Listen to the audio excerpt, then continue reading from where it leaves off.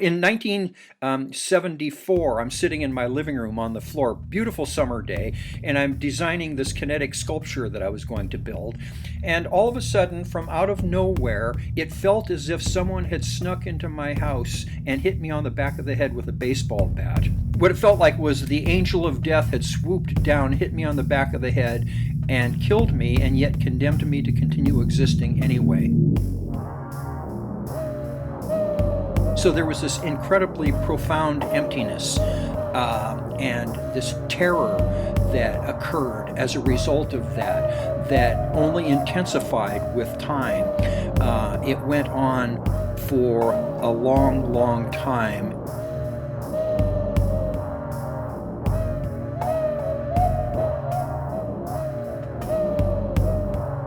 When I was able to finally fall asleep, I would wake up in the morning, and the feeling that I had was as if I had been stabbed in the psyche with an ice pick.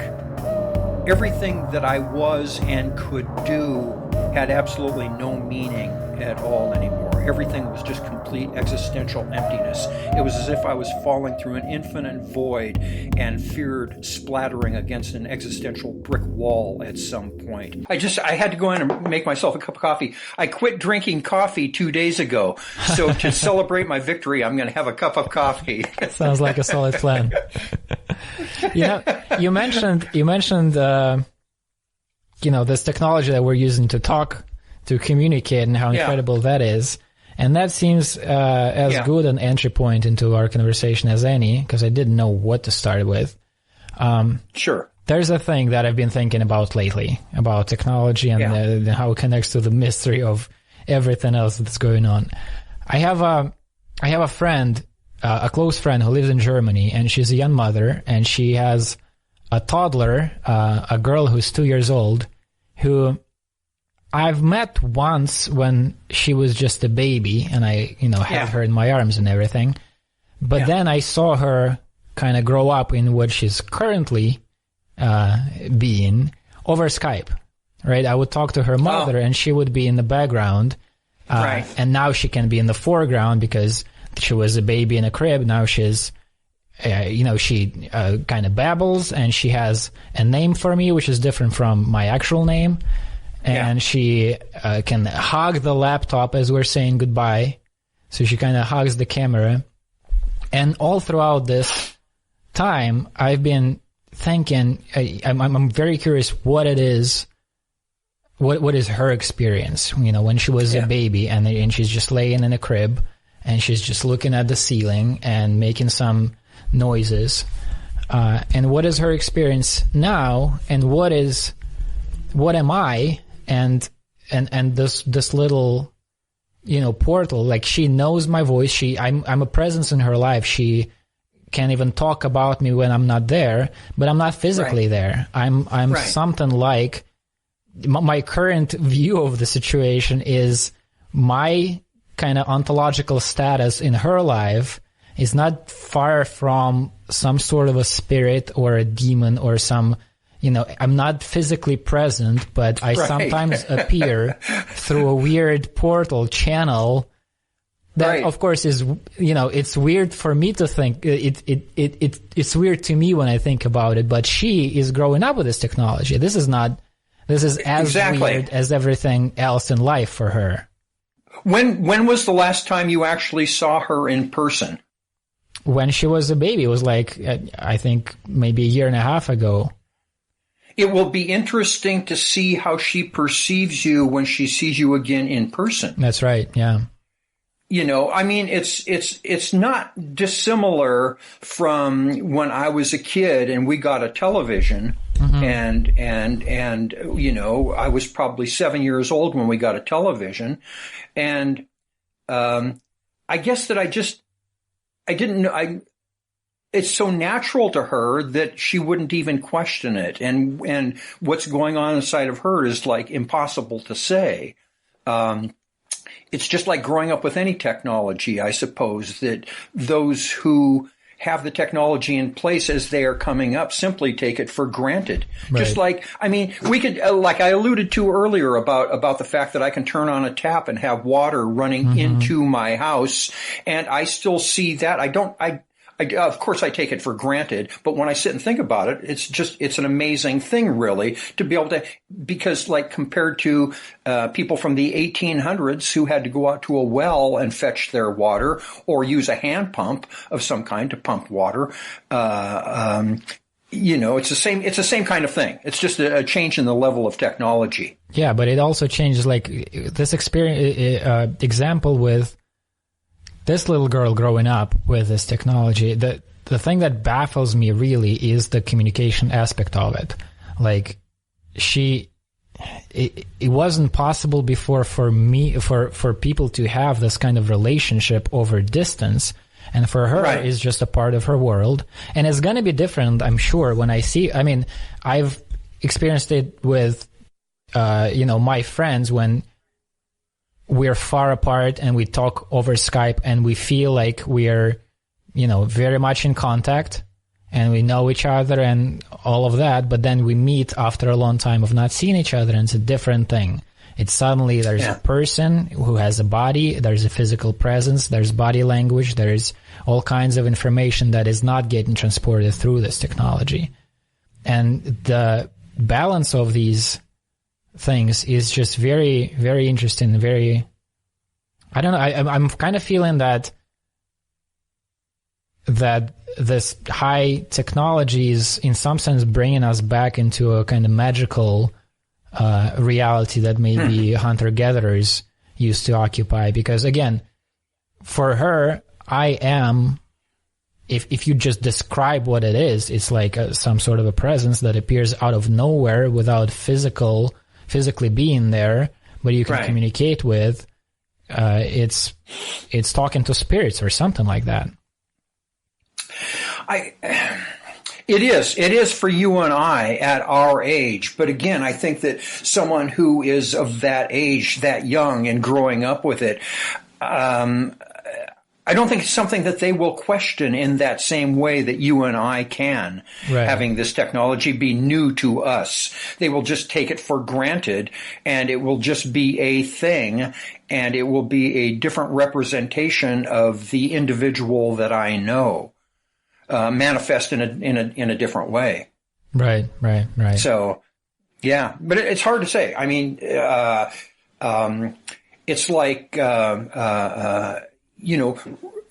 back in the day, before people had any kind of technology, telephones or telegraphs or any of that, sending letters back and forth, and you would have a picture inside of who this person is, and you would invent this person. And I guess that's why they say that meeting your heroes is really a bum deal, because you have this. Well, it's like the Christ said, a prophet is not without honor save in his own home, because the people in his house get to see the real person, the human being, as opposed to an invented image of that people have of their heroes. Right. So in a kind of strange way, I think it might be sort of like that. Other than that, it's a toss up. It's a great question.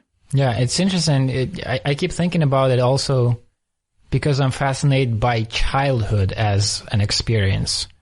What she's going through, what she's been through in these first 2 years of her life. And even trying to think back to my childhood, like I visited my hometown recently for like a few weeks and talked to my family, and I wanted to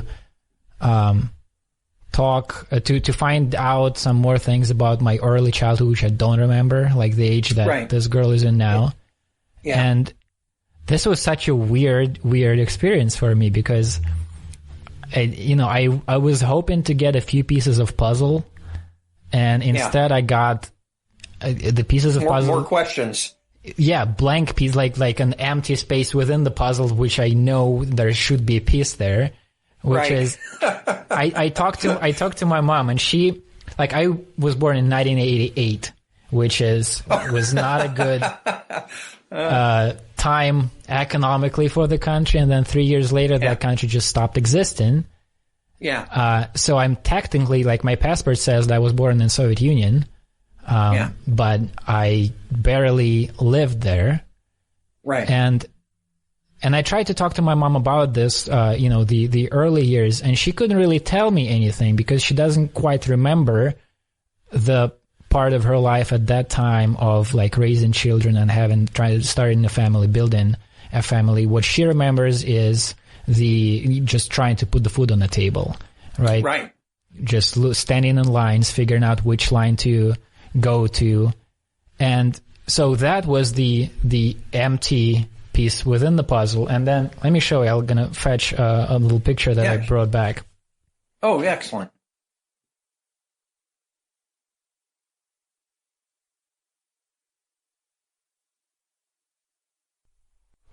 Let's see if I can show it to you. So this is your family? No, this is a kindergarten group. Oh, okay. I am 3 years old here. I don't remember any of these people. This is 1991. My country is not going to survive the year that is portrayed there. So let me see tell me if you see the picture in its full or not. Yes, I see the full picture. Yeah, I sure do. I'm trying to pick you out of this group, and I'm going to guess that you are, I don't know. I'm the guy in the red sweater. In the red sweater. Okay.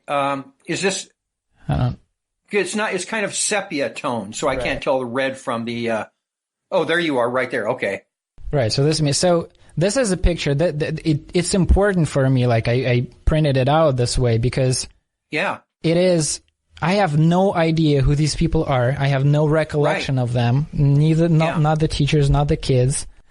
It takes place in a country that I'm supposedly, like one of the questions that you listed in the email exchange that we had before this conversation is, what do we really know for sure? What do I or you really know for sure?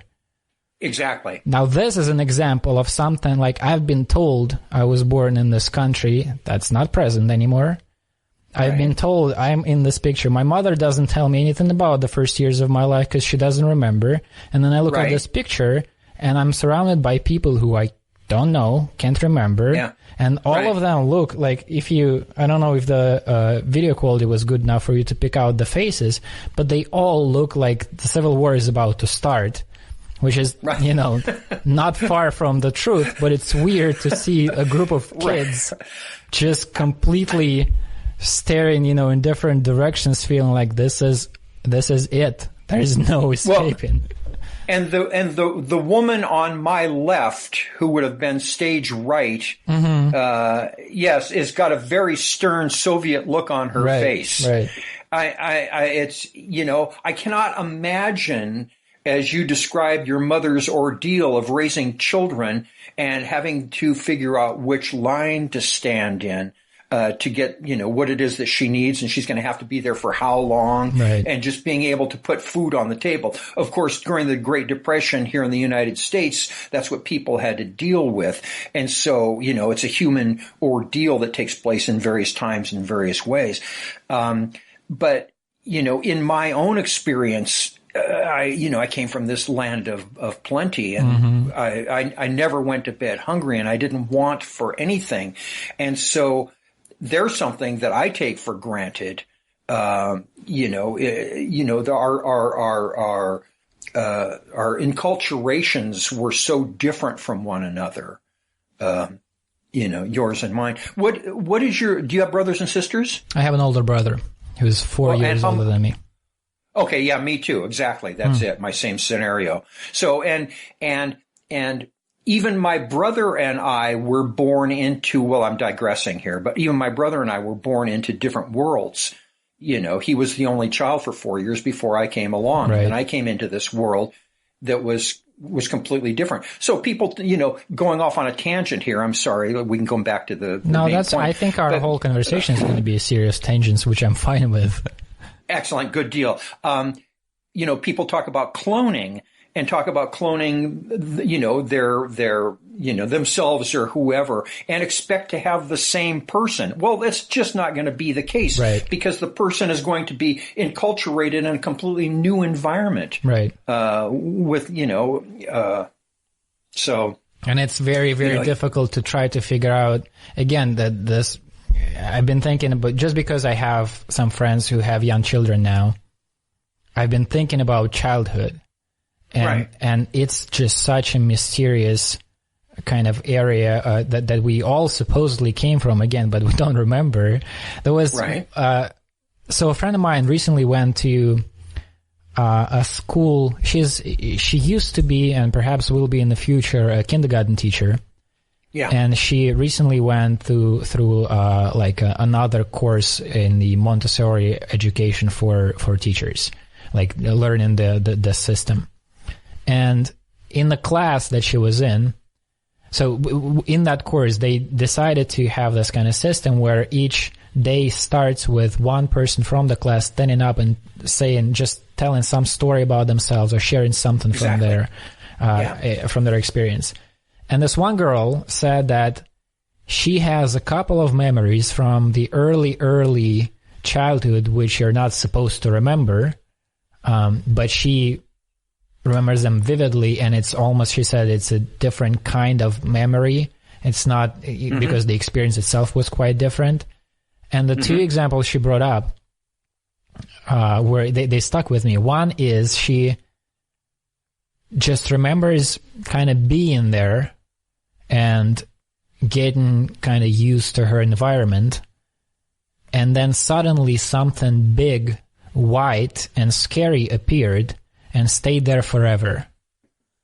And this is her memory, and she didn't know what that is. It's just this kind of a feeling, a memory of a feeling of some sort of experience that's difficult to put a handle on.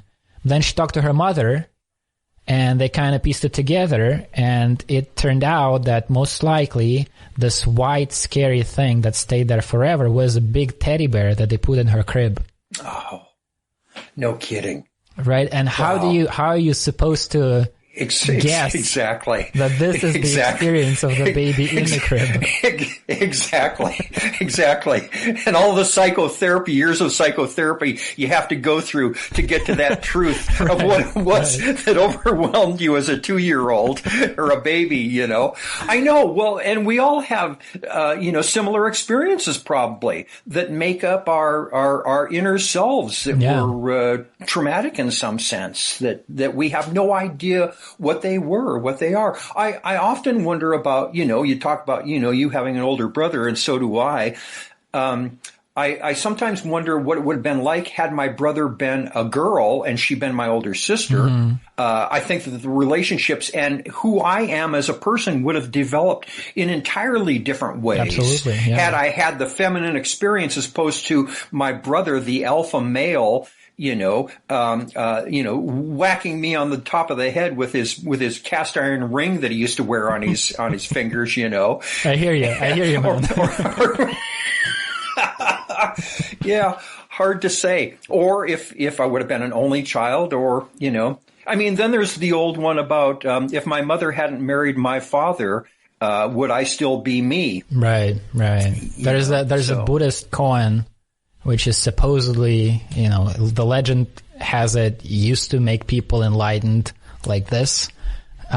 Which is, the question is, I think it's like, what was your face before your father and your mother have met? Yeah, exactly. Yeah, what was it? Show me your original face. Right.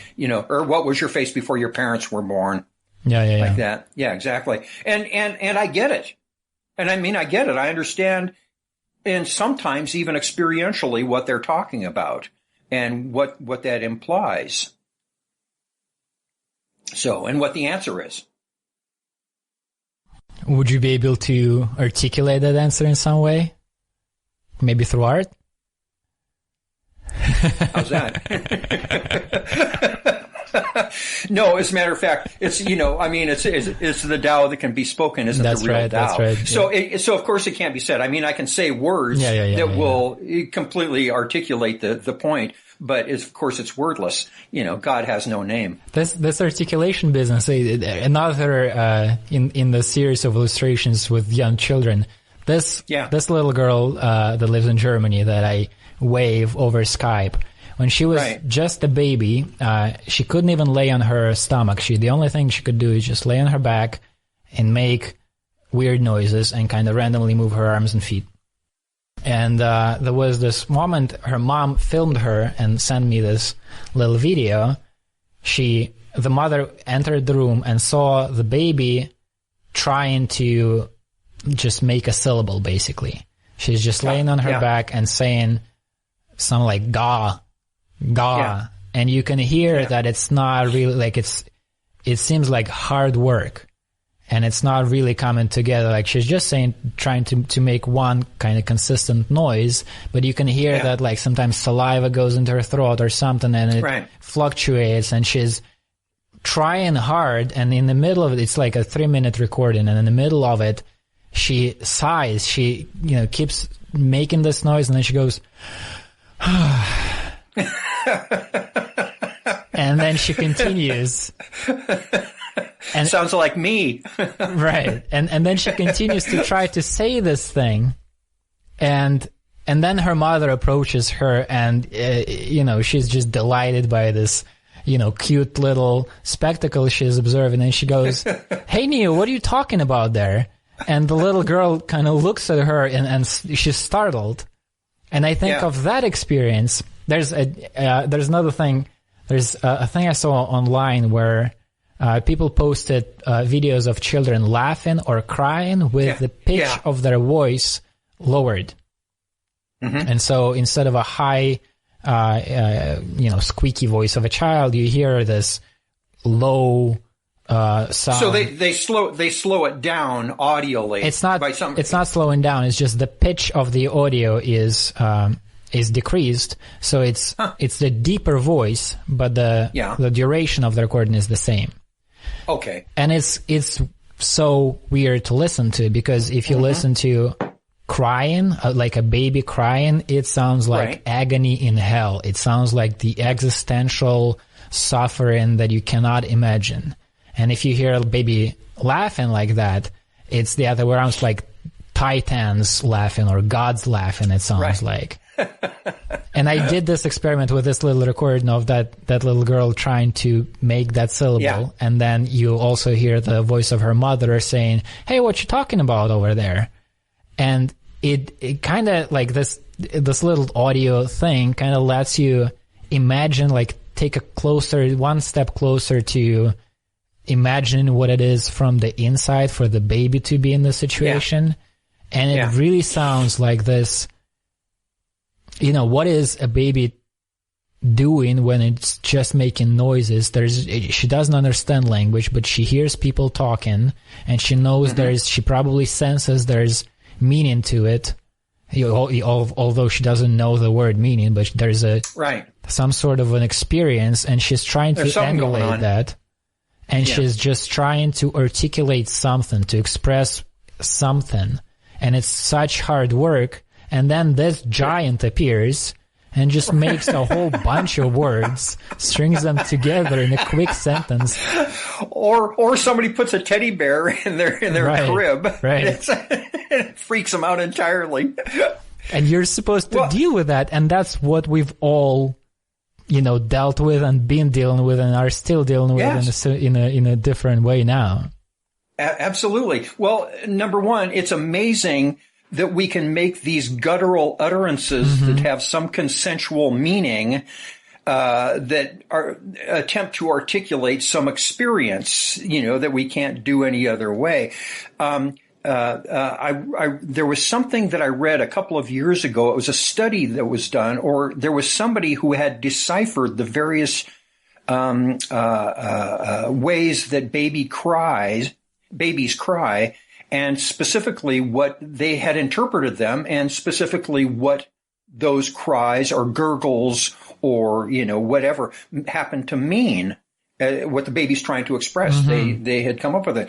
And I forget, it was on a podcast or something that I heard a couple of years ago, and it sounded completely legitimate and possibly even accurate, but I haven't heard anything more about it since. So I suppose you could Google it. So there's like a little dictionary of... Yes, exactly. A child makes. I've heard somewhere as well that pretty early on, before not even words, but before even a child starts babbling in kind of its own language, even before then, you see original differences.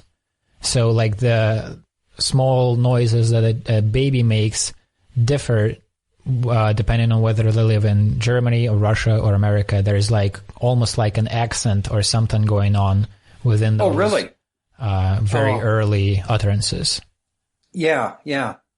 It's amazing. Well, the whole thing is amazing, but this is just a subset of all of the things that are amazing, that language, that babies learn how to speak. Mm-hmm. And what kills me is that there are little kids in Russia walking around speaking Russian. Right. And I haven't a clue as to what they're saying, but they're saying something, and they're expressing the human experience, just as little American babies are babbling in English and expressing the human experience in English. And it's there's a common thread.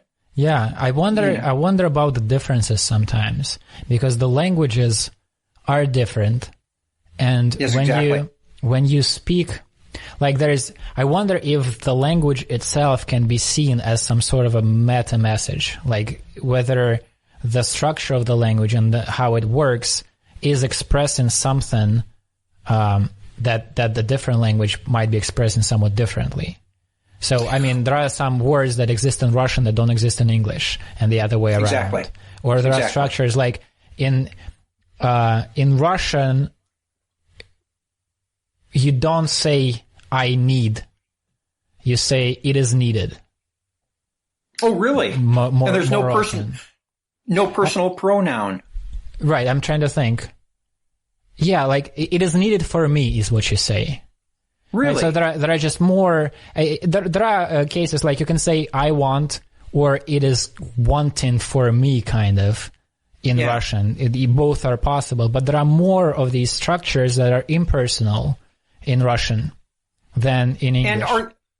And in that case, like "I want" or "it is wanted," is one used in a more formal setting and the other in a more informal setting? No, I don't think that's it. I think it's like if you say "I want," I think it's a more kind of a powerful statement, like I want this. While when you say the other one, it's more like you're kind of picking up what is happening. You're like listening to yourself and noticing that something that is a desire is there. Right. And so like these kinds of things, they relate to, like, if you grow up in this one culture, it means you're like in Russia, let's say, I think it brings you a step closer to a kind of a collective view of what's going on, like, or impersonal. While the English thing makes you more. Another example is something that when you learn English as a Russian, you usually get confused at the early stages. Are sentences like "it is raining." Yeah. Because what is it? Yeah. What they talking about? What is raining? Right. Exactly. Well, that's interesting that you talk about the differences in Russian. And I suppose specifically in the former Soviet Union, where the collective is the fundamental kind of structure, and in America, it's the individual that is hailed and celebrated. So we would be more likely to say "I want" or "I need" or this. And in your case, it's a cultural difference. It seems to me, I'm just guessing at this, but "it is needed" or "it wants" or "it is wanted." It's also de-emphasizes the individual, and bows more to the collective. Right, to the collective, or even to. It's difficult to say to what exactly, because when you say like this "it is needed" thing, there is no "it" or "is" in that structure in Russian. You just say "нужно." You just say like "needed" or something. So it's completely impersonal. It's actually this is a funny thing. Another example of the same difference is, from what I can gather, the kind of archetypal cop-out of a parent who can't find a reason for why things should be done a certain way is because I said so, right? Now, I was raised on that. Now, in Russian, the equivalent of that is like a fixed phrase, which literally says, because there is such a word as must or needs, нужно, or надо. Yeah, нужно. So it is, in one case, the parent is appealing to his own personal authority because I said so. In the other, the parent appeals to just, I don't even know what, just, there's a word for that. Sometimes you just need to do things.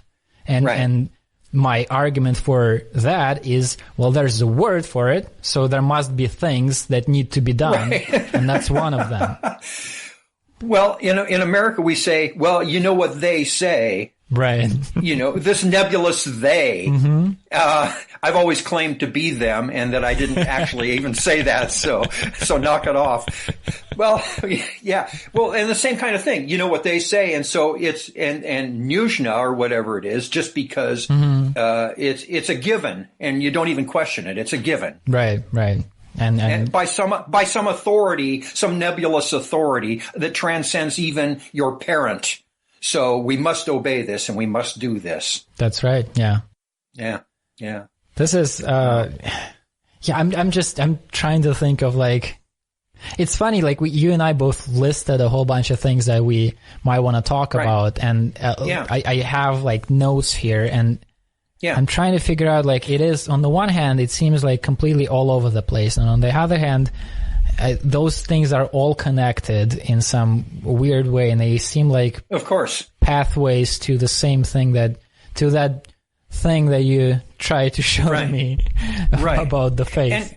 And I think that's true. I think that they are all connected, and they do all lead to this, the thing that can't be spoken. And I think that that's what both you and I are ultimately all about, and understanding or attaining or comprehending or whatever it is that you want to say. And that's that nameless thing that is going to ultimately bring us to a place of resolution of some kind, personal resolution or human resolution, or some sense of certainty or relaxation or peace or love or connection, all of those things, and so, and I think that we think, as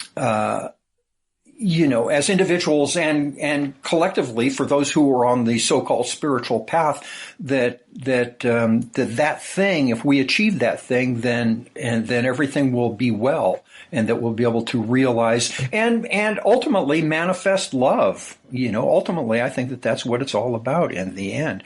But all of these things that we've already talked about, how we're enculturated, and the families that we're born into, and the struggles, economic and social, that we need to contend with as we are becoming enculturated and mature, are things that either lead us in that direction or take us away from it, depending on blind luck, really. I mean, like I said earlier, I didn't have all of those when I was growing up. I never went to bed hungry. Yeah, and me neither. I was not aware of the difficulties that my parents were going through to put the food on the table. Right. Yeah, and I don't think children do ultimately. I mean, you always hear people talking about, well, my family was dirt poor, but we kids didn't realize it. And of course not. Of course not. Kids live in a completely different universe, and I think that maybe that the path that I'm on is trying to realize some of that carefree kind of attitude of being young again, of not having to worry, of letting go to the universe, of saying yes to everything and letting it be as it is, to be able to accept everything exactly as it is, in an effort to achieve some of that.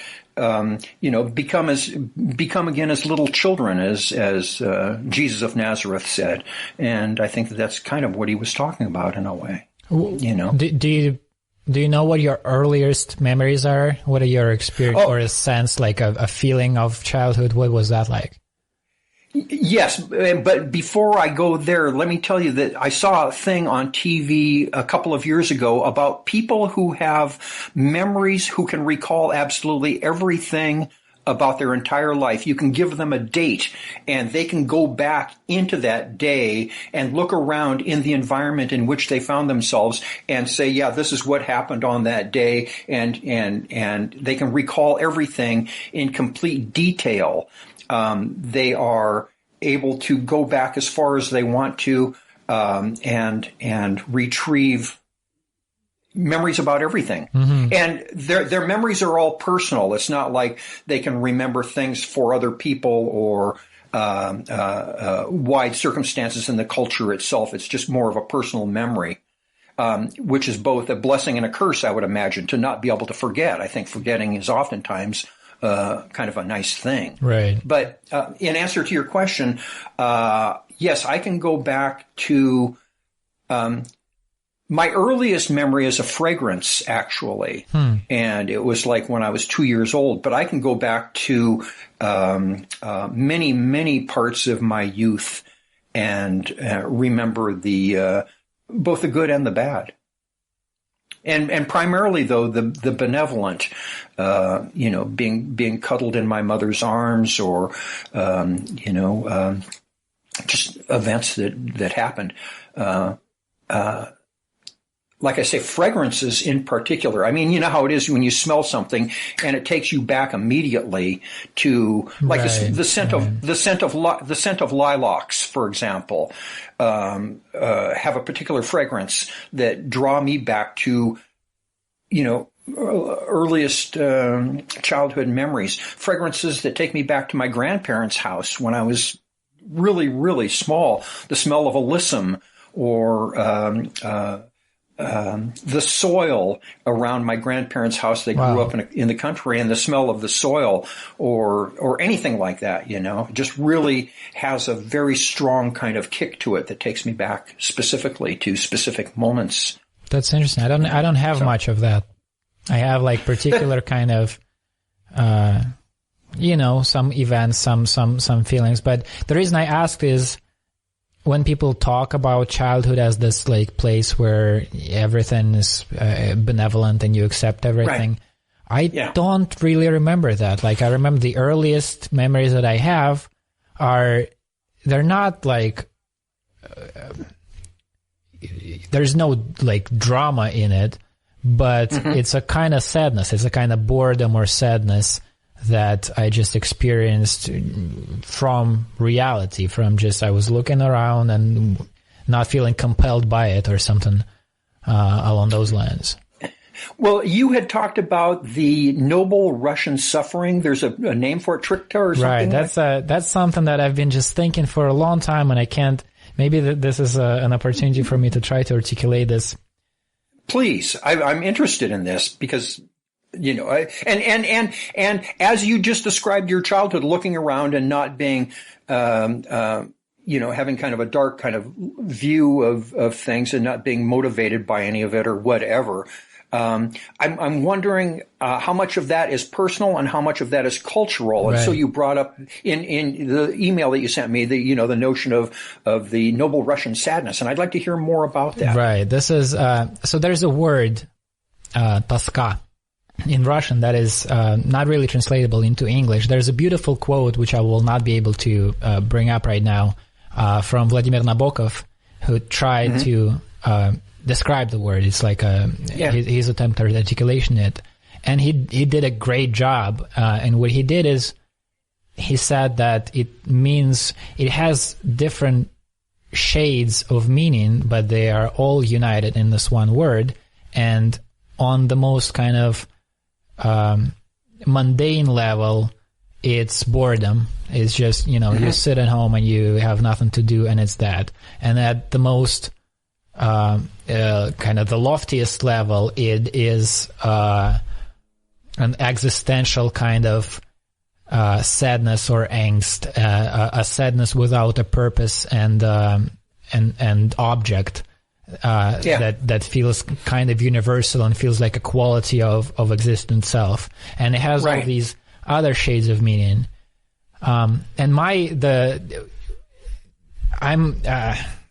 It's kind of like I have an idea that I've been thinking about for a couple of years at least that I haven't been able to approach or express properly.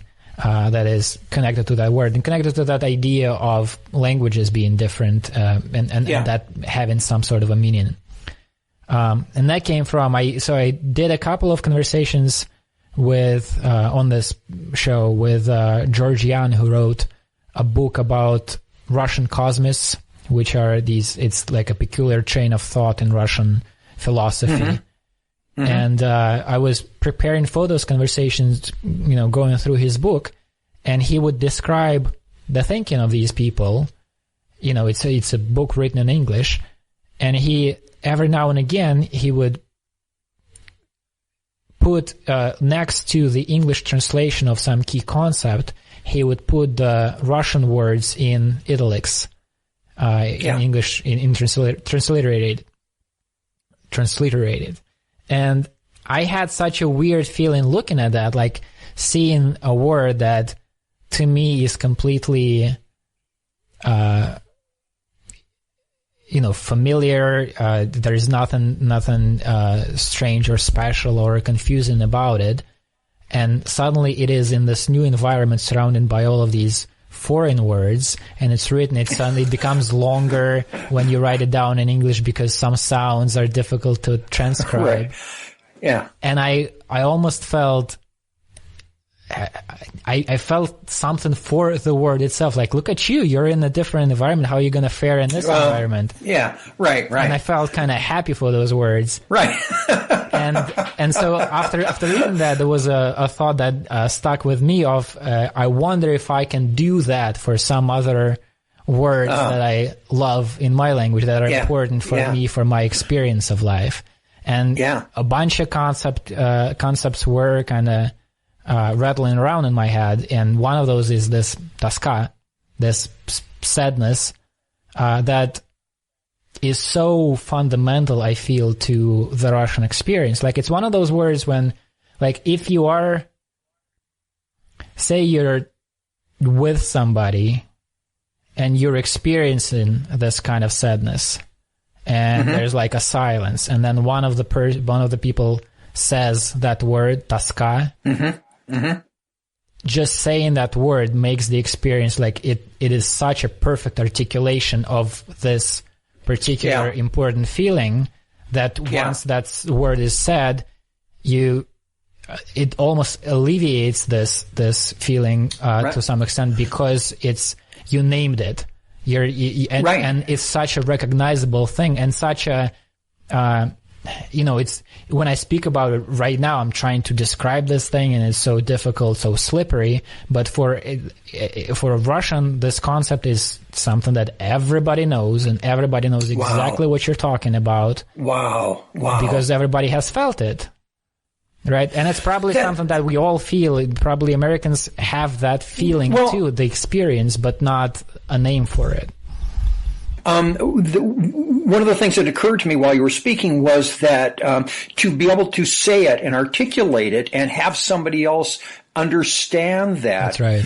There's an old saying, a grief shared is half a grief, and a joy is twice a joy. So to be able to share that with somebody and to have somebody else say, I know exactly what you mean. I know exactly what you mean. It makes me feel completely less alone in the world, like somebody really gets me. So, where there's a connection at a pre-verbal level almost, soul level with that person. Then if somebody is able to understand my angst and my ennui, I don't know if you're familiar with that English word ennui, which seems to articulate the same thing, ENNUI, I believe it's spelled. But at any rate, it is exactly, I think, what it is that you're talking about. In that quote from Nabokov, he uses that word, and I always went over that word thinking this is some weird thing that's probably from French or something. Look it up. Look it up. You'll enjoy it. It seems to articulate exactly the same thing. But at the same time, I mean, Buddhists would call that dukkha. Right. And Jesus would have said, we all fall short of the glory of God. We're all sinners. And so there's this dissatisfaction. There's this feeling of something is just quite not right, But then I've also heard this old Christian bromide, this old saying that says suffering is the first grace. That feeling, those feelings of ennui, or whatever the Russian word was that you said that described this, is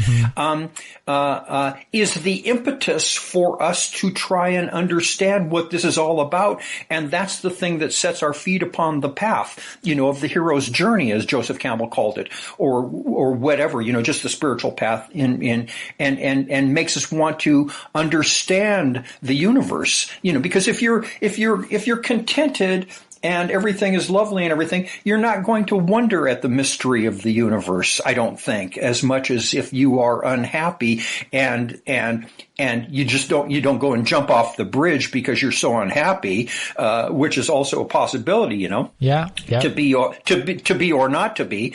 But if you use it in the right way, then it can lead you, hopefully, and this is the promise, can lead you beyond suffering into the act of love itself. And, and again, I think that's what we're all after. Yeah, you mentioned dukkha, and that is the angle that I'm trying to, I said that there is like an idea that's connected to this word for me, like almost a creative project that never takes off. And it's that I felt, I was thinking about these words. What can I do for these Russian words that I love? Yeah. And when I thought about this word Toska, I thought, man, you can build a religion out of this. You can build a cosmology out of this because it is such a fundamental thing. And I was thinking about the Buddhist approach to this, and I was comparing dukkha and Toska, and I felt like my word, I liked it better because and I'm probably misunderstanding something about the Buddhist philosophy, but the thing that Toska has that dukkha doesn't seem to is that my understanding is in Buddhism, dukkha, this suffering or unsatisfactoriness, comes from craving. There's a causal link there between craving or aversion, and then the resulting thing is this suffering. Now, the beautiful thing about Toska is it can be also a verb, and you can experience this Toska for somebody or something. For the Russian, there's a body of literature about experiencing that for your homeland because of all these generations of people who, ended up living in the exile or, had to immigrate because of the Soviet Union or something. Or you can experience it towards a person, if you're separated with your lover, you're feeling that. But it is also something that you can experience with no object and no destination. Is just this weird, universal kind of feeling. It's like genetic almost, maybe. Right. It comes with the animal in a sense. I think parenthetically here, I think that Russians are much richer emotionally than Americans are. You have a deeper history and a longer history, and I think that you're more in touch with being human than Americans are. We're all driven externally, where from just our conversation today, it just appears to me that you have a much richer emotional connection with life itself. That's interesting. That's tricky because, I've lived in America for a little bit. I've lived for a year and a half in Houston, and I traveled through America before that. I visited maybe half of the states, maybe a little less than that.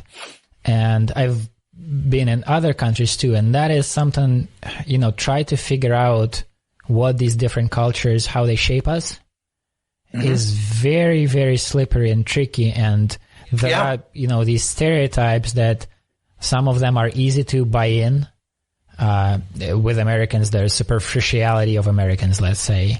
And it's really tricky business. Like, I've lived in Houston for 1.5 years, and haven't really made friends there. I've known people, and I've always struggled with, like, I had this roommate who, at the time, I referred to my friends, I called him the murderer because he actually did time in jail for murdering a person.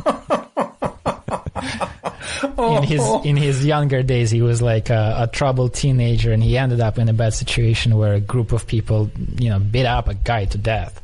But he was the nicest guy. He was a very soft, nice, still there, guy. I actually think that it's his kind of softness that led him into that situation. There is like a group dynamic that formed there that he just kind of followed along and couldn't exit.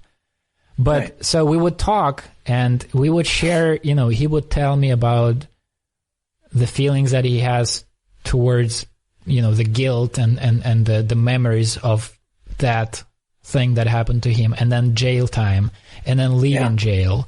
And like one of the things he said that stuck with me is the only time he really kind of felt suicidal was when he was released from prison.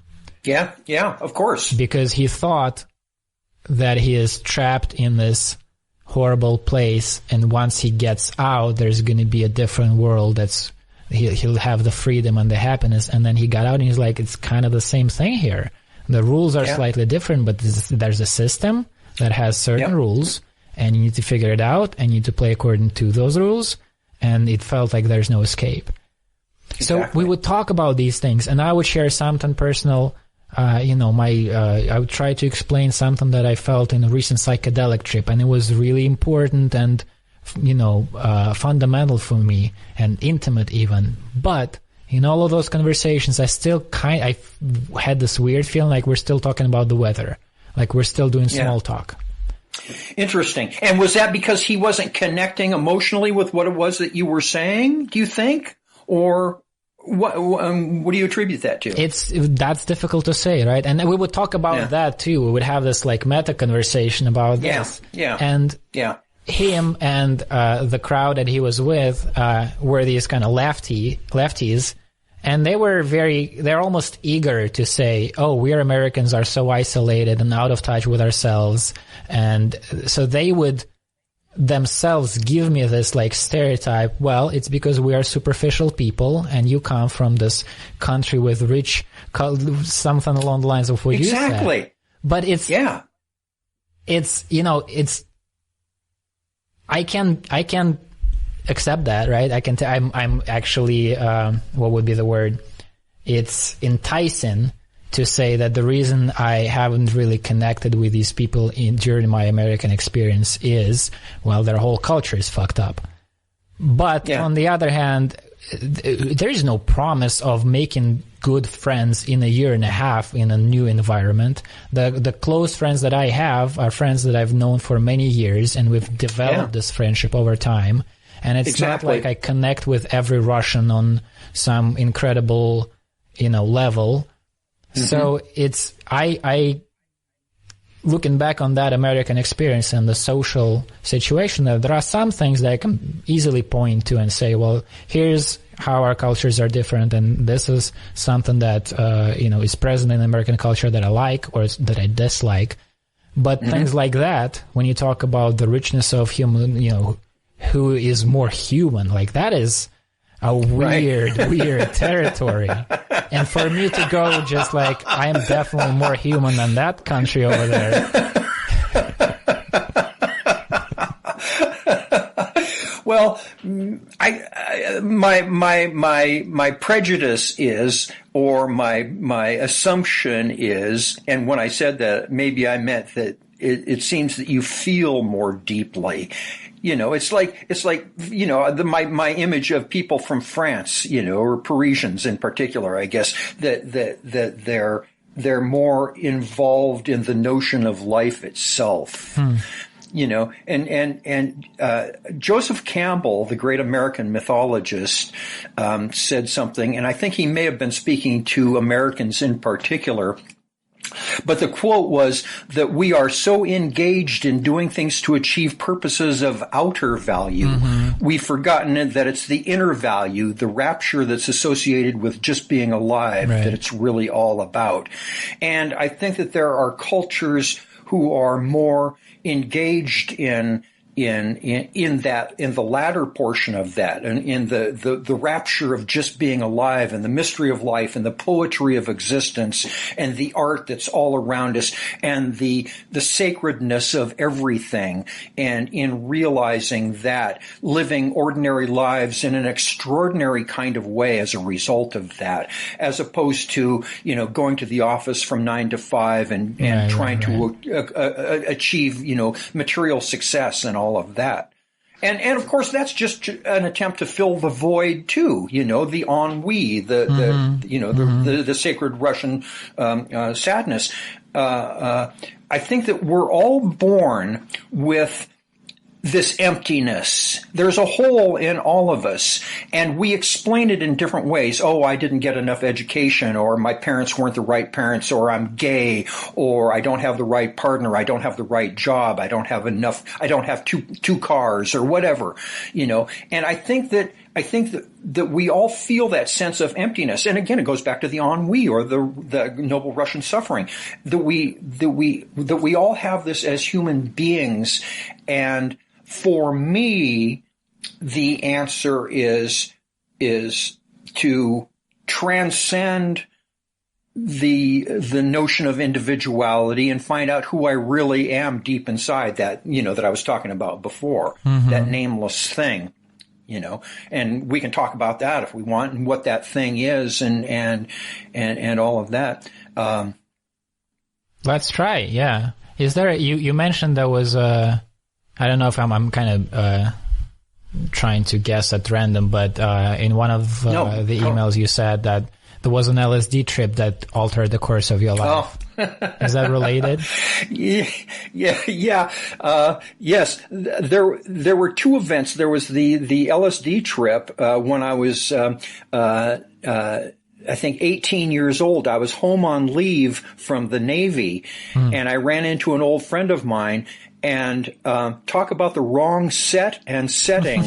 It was a rainy October night, and I was with he and two of his friends who had both just broken out of prison. Oh wow! And so it was a strange vibe. But we were smoking hash and grass, and we ate some speed, and then he convinced me that I needed to try this LSD stuff. And now here's a young hypochondriacal neurotic 19-year-old, you know, under the peer pressure to ingest this substance that of course I had heard about because I'm a child of the 60s, right. But nevertheless, my grasp on reality, being an artist, you know, I have something of a non-linear personality, so I'm kind of, shaky at best in my grounding in physical reality. So I did this stuff, and it wasn't a bad trip at all.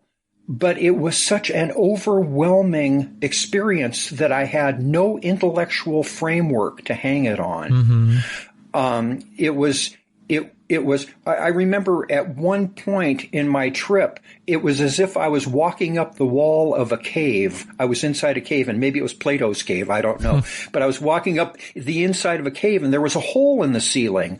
And I knew that if I stepped into that hole, I would disappear and never come back again. So I walked around the hole and walked down the other side of the cave. And my descent from the trip was really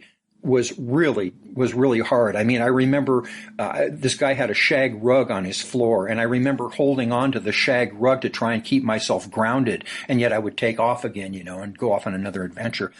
But at any rate, so it wasn't a bad trip, but it was just such an overwhelming psychological experience that transcended the bounds of my ordinary reality. And so I was, and being, you know, neurotic anyway, it caused me great concern because I went to my duty station in the Navy, my next duty station, and the first thing they did was take me into this little room and showed me this film about how if you ever take this evil substance, LSD, you're going to have the dreaded flashback, you're going to go crazy. And not only that, but if you ever have children, they're all going to have like 6 eyes and 9 rows of teeth, and because you're breaking all your chromosomes and all this. And I believed it. I didn't know what else to think. And so here was the authority telling me, that this is what's going to happen to you. So I feared for my sanity for many years as a result of it.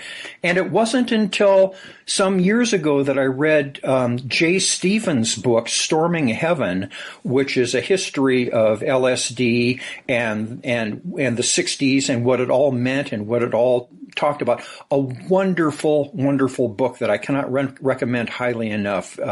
Just incredibly well-researched, well-written. It's a page-turner. It's just really, really a wonderful book to read. But it wasn't until I read that it really helped me to incorporate, my experience into what it all meant and what it all was. I didn't realize that it was supposed to open you up to an experience of the divine, and that at its best, that's what it did. I realize that now, and my subsequent psychedelic experiences have been all kind of with that goal in mind, is a deeper understanding of the mystical connection that we have to the universe and all of that.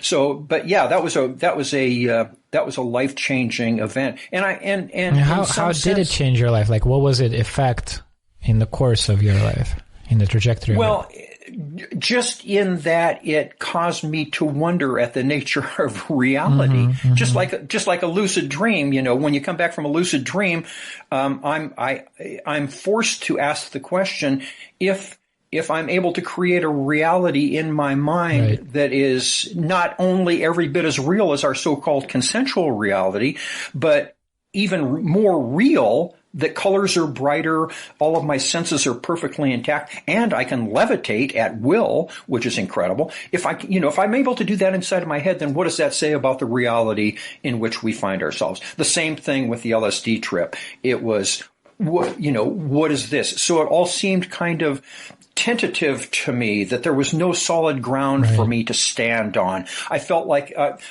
for much of my adult life, I have felt like a man on roller skates in an earthquake. I've got no solid ground to stand on. And that as I just alluded to you in one of our communications before we started doing this, that I'm called in so many directions. There are so many different people inside of me, all seemingly wanting different things.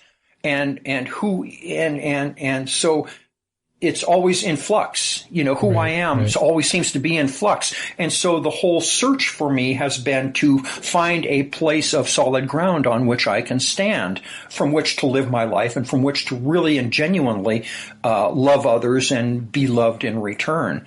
And so that's been the whole thing. And that is the thing that LSD engendered in me, was that uncertainty,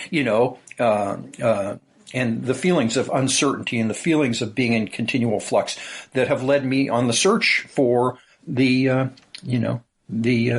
solid ground. Right. That solid ground. Yeah. I had an experience on mushrooms once where it was like a split second kind of situation where I had one scary realization that followed by a different scary realization that I couldn't make up my mind at the time whether the second one was like a way out of the previous fear or a thing that I should dread even more. Right, exactly. And the thing was, the first thing was, there was this moment which sometimes happens in psychedelic trips where there is just so much information, there's so much happening, and so, no handle on it. You're just experiencing so many things at the same time, and you don't know what to make of it, and there's just you're completely disoriented by the condition itself, by the human experience and all of these things that you see and hear, and they all come together, and thoughts are in there too, and there's no narrative to attach this to. And so that was just overwhelming. And the first scary thought was, which is common, what if this is forever? What if I'm going to be like that? Exactly. What if I have gone mad, and this is because that's what mad people are. They from the outside, you look at them and they have no clue what's going on. And then the second thought was, I knew by that time that this is a common fear, and there's probably not much to really be scared of.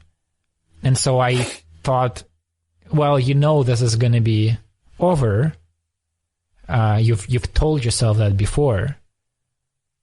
But my suspicion was that it's going to be over not because the situation is going to change, but because it's just so difficult, so unbearable to really face the chaos of it all, that we're just kind of ignore it in our day-to-day life. Right. We're just blocking out all of this so that we can at least feel like we have a handle on something.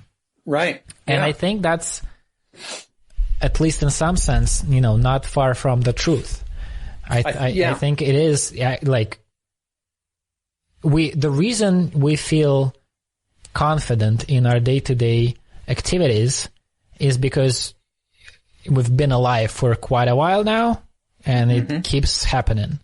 So with that, just with time, you kind of go, I not that I understand what's going on, but I've been successful in not dying for quite a bit, so probably I'm doing something correctly.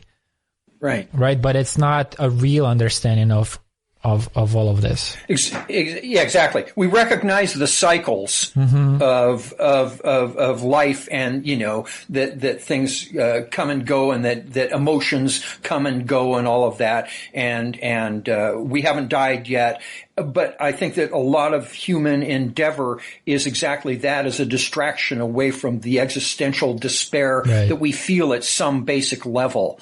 And all of the things that we do are means of covering that up. And whereas if we are able to go into the maze and find our way down into the maze to the dragon's den, and go down there and face it, and grab the jewel that the dragon has for us, and come back out again, then, and all I mean by that is being able to face that existential despair, look at it straight in the face and allow it to be there without doing anything about it, and just accepting it for what it is. But good luck. I mean, it is, I practice mindfulness, and, mindfulness has become this great, catch-all term now that everybody's kicking around and all that kind of stuff. But back in, Nikita, we could spend 6 hours here, talking. Right. But at any rate, in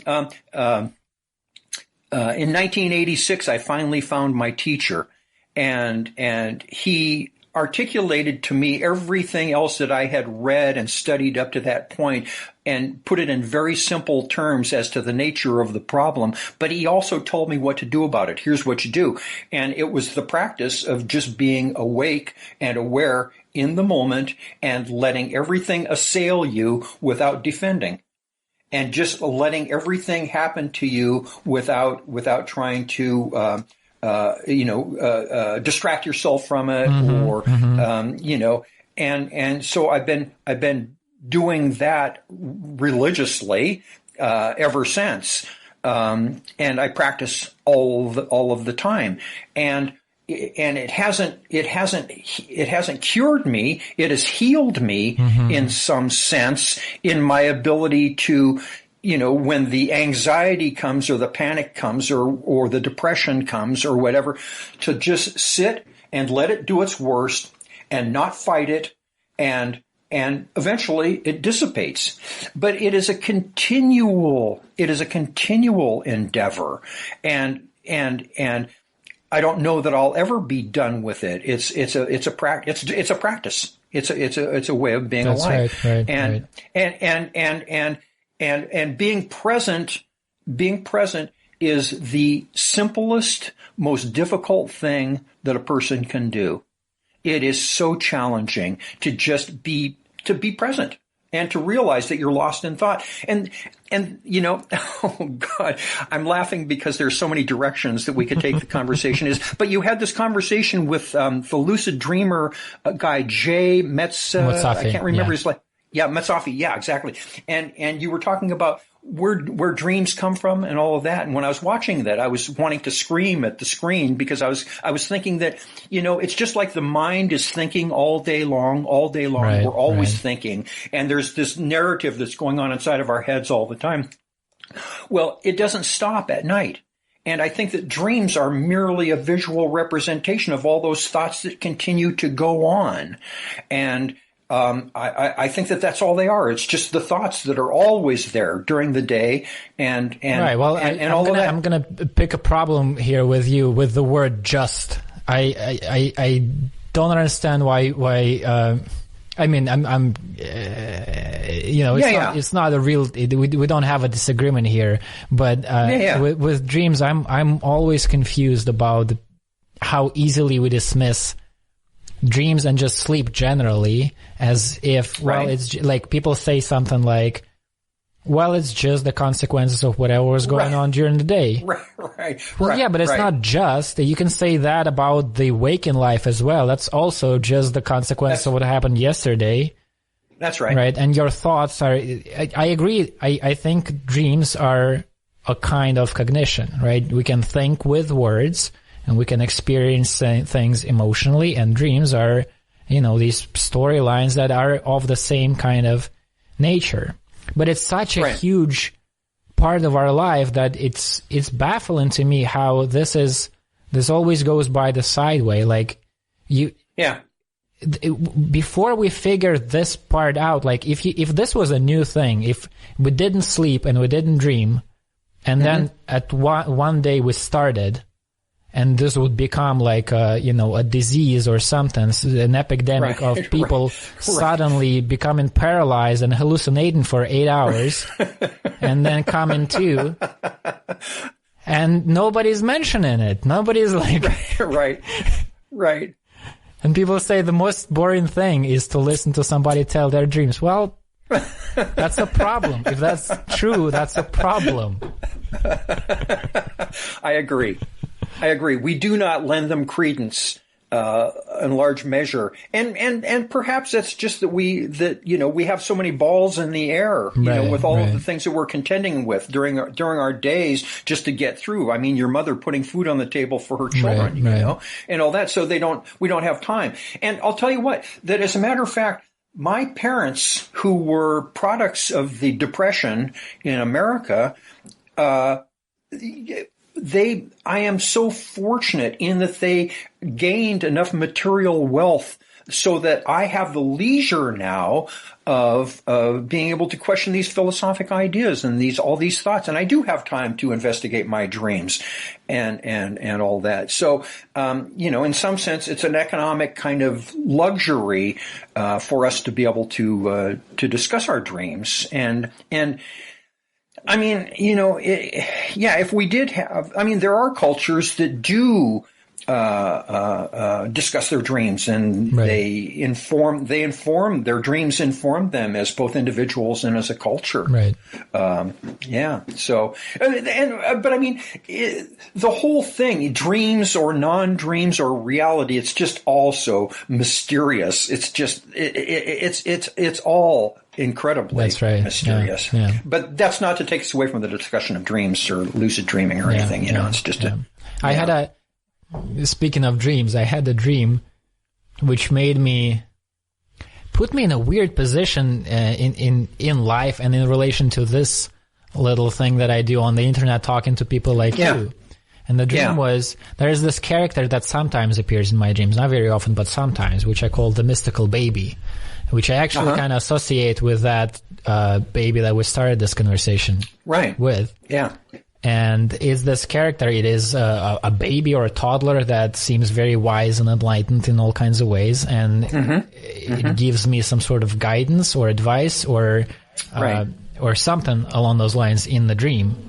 And in one dream, that baby said, the first phrase was, Gnostics wanted to bring the moon to the ground, which I understood in the dream. It was a communication that was very easily decipherable in the dream. I understood the meaning of it, which it meant that Gnostics, this Christian sect or movement or whatever you want to call it of the early first century, wanted to make gnosis, this transcendent knowledge, this felt experience of whatever we're experiencing, an understanding of it, make it attainable and bring it back here so that in our daily lives we can feel it.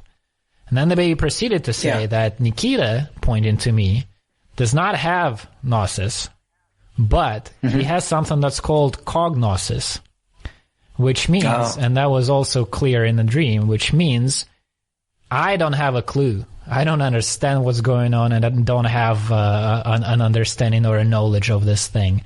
But in conversation, some sort of an understanding might emerge, which I'll probably not be able to grasp or touch or get to and keep with me. But there's something happening when human communication takes place, and it's real communication. It somehow something is emerging from it that I can, hit my hands on or something. Yeah.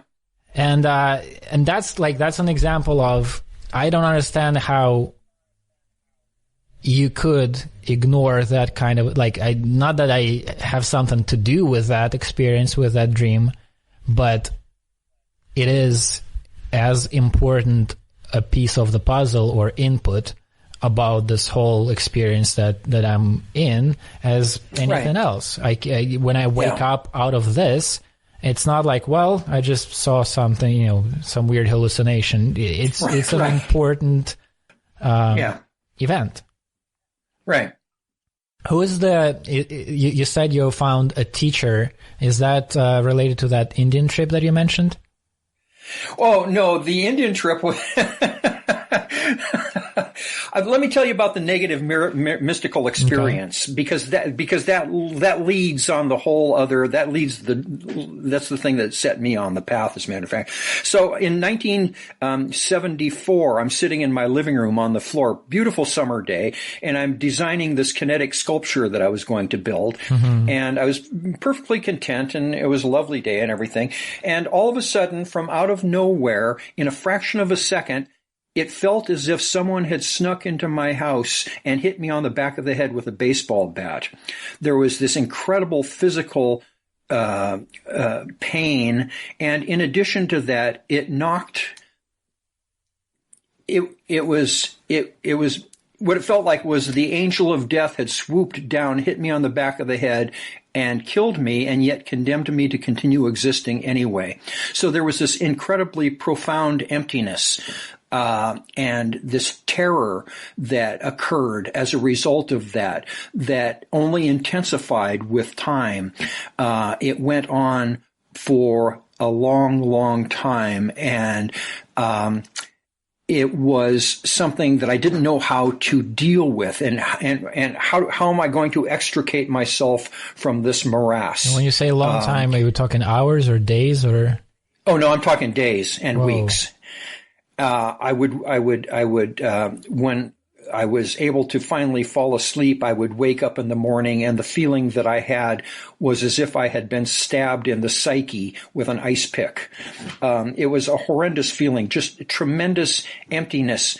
Everything that I was and could do had absolutely no meaning at all anymore. Everything was just complete existential emptiness. It was as if I was falling through an infinite void and feared splattering against an existential brick wall at some point. I tried to get out of this through thinking, but soon realized that the sensation that I had was one of complete worthlessness. And so how is a worthless person able to think a worthwhile thought to get out of it? It was a catch-22. It's like trying to lift yourself up by your own bootstraps, or it's like trying to call yourself on the telephone. You always get a busy signal. Right. And it eventually evolved into kind of a koan that I felt as if I was a key locked inside of a box, and the lock that held me closed was the lock that I was the key to. So to get out of you can't get out of the box to unlock the lock because you're locked in it, So, so I hopped on my horse and rode off in all directions at once.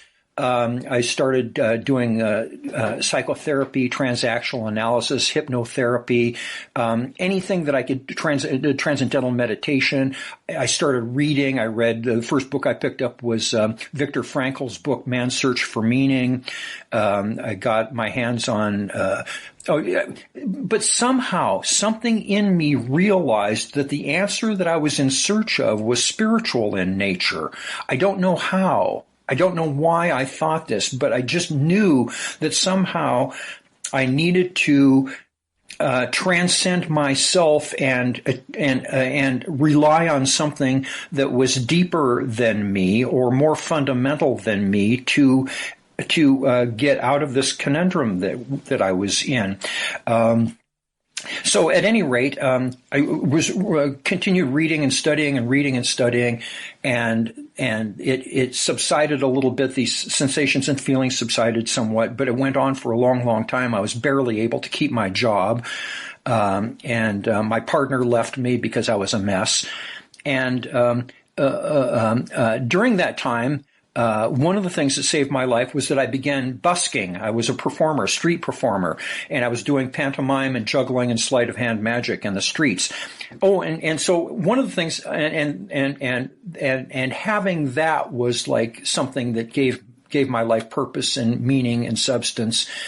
But there was a thing that was popular in America back in those days. It was a human potential movement called EST, E-S-T. I've heard about it, yeah. And yeah. So I went and did EST. Well, on the second weekend, I got kicked out of EST. But nevertheless, on the way home on the airplane, all of a sudden I had this incredible clarity.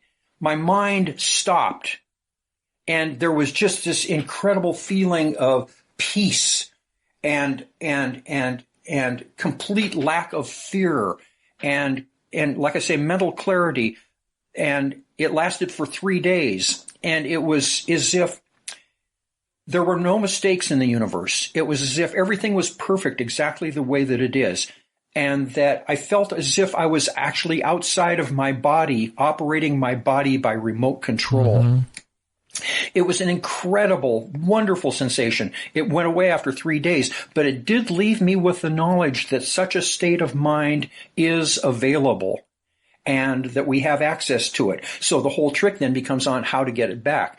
I continued reading Ram Dass and just anything I could get my hands on, Ken Wilber and anything I could find get my hands on.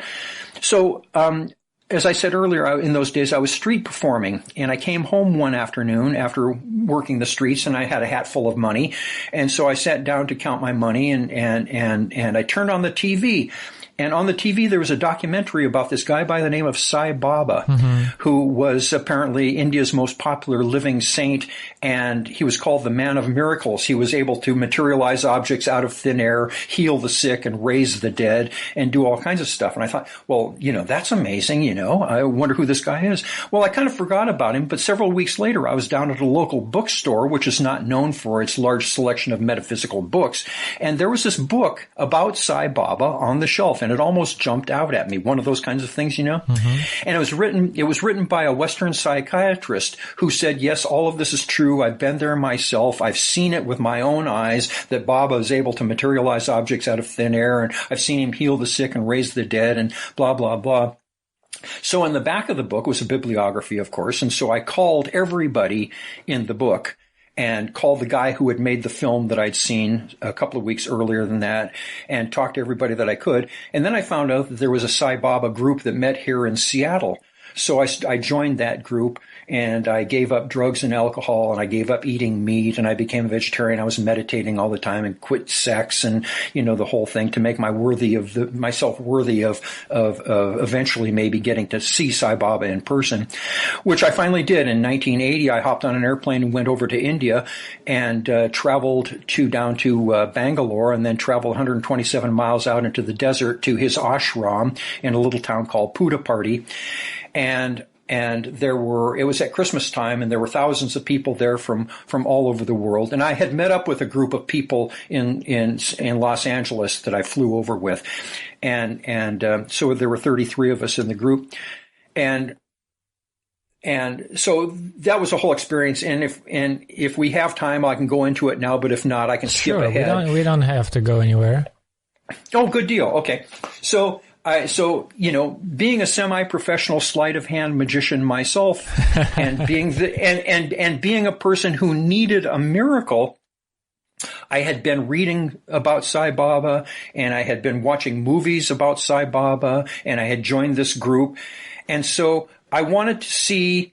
It was said that he would wave his hand like this, and then something would come out of the flesh of his palm. Mm-hmm. It would be either vibhuti, which was the sacred ash that symbolized the transitory nature of all material reality, or he would make a rosary for you that would come out of the flesh of his palm, or rings, or whatever, like that. And so I wanted to be able to see the thing for myself, because if he was able to do this, then this guy would know something about the universe, right? That he was hep to the jive, basically. So here's a guy that I could listen to, and get and be healed. So we went over there, and the whole trip was that in the morning you would line up. All the men would gather on one side, and all the women would gather on the other, and you would sit in rows. And somebody would come out with a bag full of numbers, and then the guy at the head of your row would reach in and pick a number, and that would be the number that you would be ushered in to sit in front of Baba's mandir, the place where he lived, and come out, and he would deliver darshan, which is a witnessing of the saint. And then he would come over and walk down the lines, and accept letters asking for help, or you'd be able to touch his feet, or he'd wave his hand and make something for you like that, So the third day there, we're selected to sit in the front row. Mm-hmm. So he comes out onto the porch of the mandir, and he looks around, and he looks over at the women. And like I say, there are thousands of people there.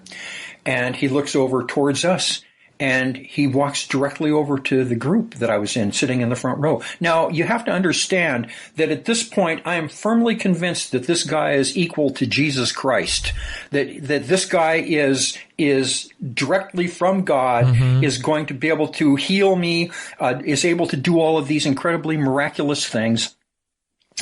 And so I'm like primed mm-hmm. for this experience. Mm-hmm.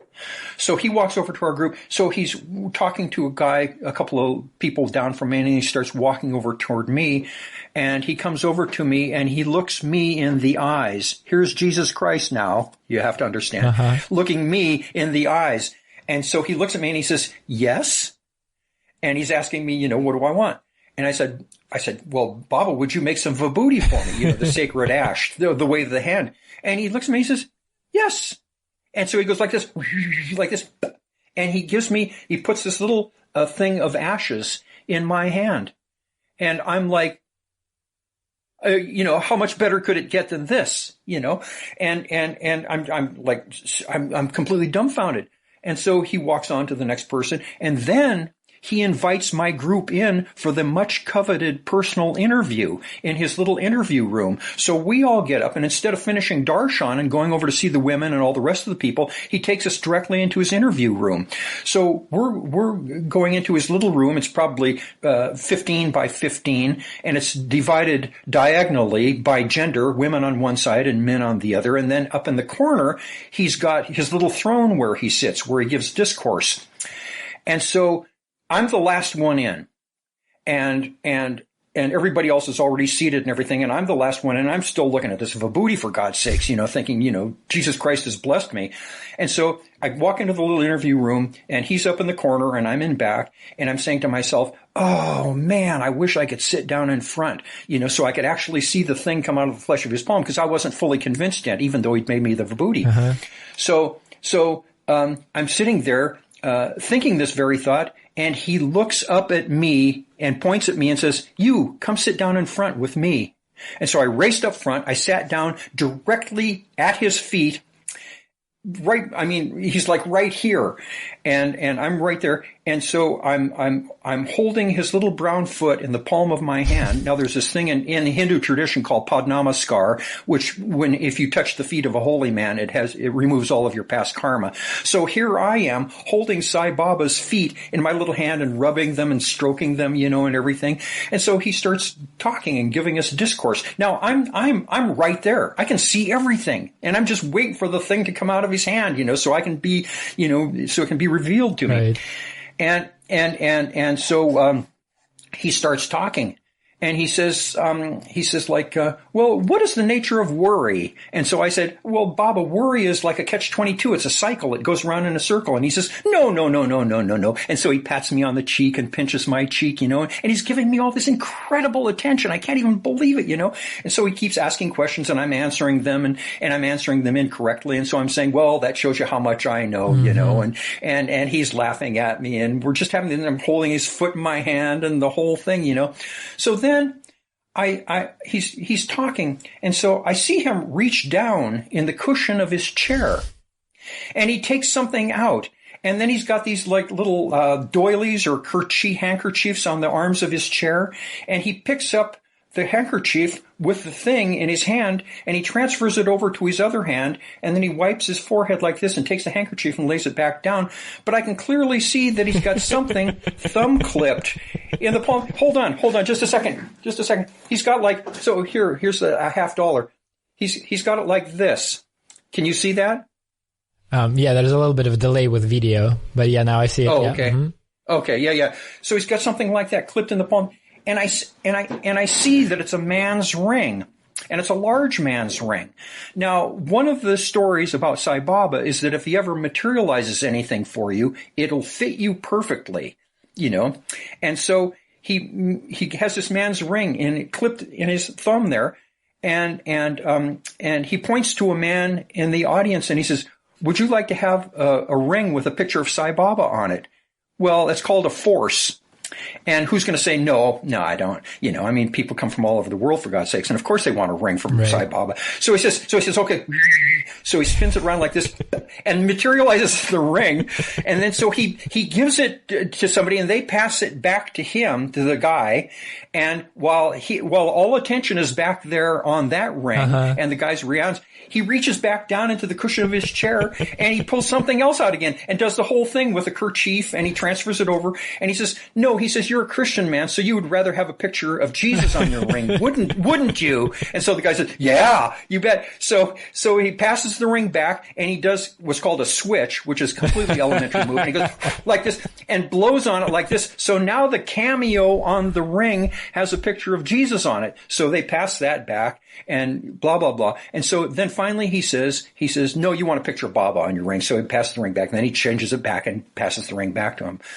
And so I'm sitting there thinking, let's see, it cost me $3,000 to get over here to India, and blah, blah, blah. So I'm completely disenchanted. I'm heartbroken, because here's this guy.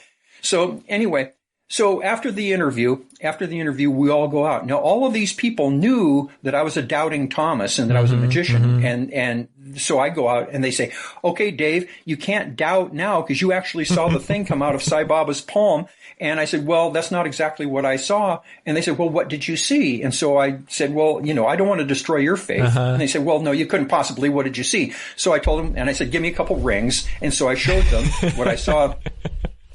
So the next day, I'm at a lecture there at the ashram by Professor Kasturi, who was the poet laureate of India and Sai Baba's biographer. And he's talking about this guy here at the ashram who was trying to expose Baba as a fraud. And so, of course, he's talking about me. And so I was going to stand up and say, well, I'm the guy that you're talking about, and it's not my purpose to destroy anyone else's faith, but this is my truth, you know. And Baba always says, come and experience for yourself and, you know, and see if it's true. So I didn't, though, because here I am in the middle of their country, and who knows what could happen to me out in the middle of the desert, for God's sakes. So I ended up writing Professor Casturi a letter that outlined my point of view and sent it to him, but I never got a response. But the upshot was that 3 days later, I'm sitting up in my little room, my cell there at the ashram with my roommates, and I'm feeling sick. I'm like coughing up all this green stuff, and I just felt terrible. And I didn't want to go down to Darshan, and my roommate says to me, come on down, maybe we'll get to sit in the front row again. So finally I acquiesce, and we go down, and we're sitting in the front row, and sure enough, Baba comes back around again, and he looks at me, and he says, and he looks at me and he says, yes. And I said, Baba, would you materialize some vibhuti for me again? And he says, oh, what's the matter? Not feeling well? And I said, well, no, actually, I'm not. So he goes like this, and he waves his hand and makes some vibhuti, and he says, you eat this, you'll feel better. And then he takes his thumb and presses a little thumbprint with the remaining vibhuti over my third eye. And he says, you eat this, you'll feel better. And then he goes like this. He goes like this at me, and he kind of winks, you know, at me, and he walks away. Whoa. And that was so I left the ashram and then went to Goa and spent like 3 weeks on the nude beach of Goa smoking hashish and body surfing in the nude body surfing, you know, with all these beautiful Europeans that going down the west coast of Goa on their way to Sri Lanka. So it was just, you know, it turned out to be a spiritual search turned out to be a real hedonistic kind of delight in the end. That's quite a story. But anyway, But at any rate, I got home, and finally in 1986, after 12 years of searching, I finally found this teacher who, like I told you about earlier. So, at any rate. Whoa. So it's been a practice ever since of just trying to be awake and letting things come and letting go without being attached to the.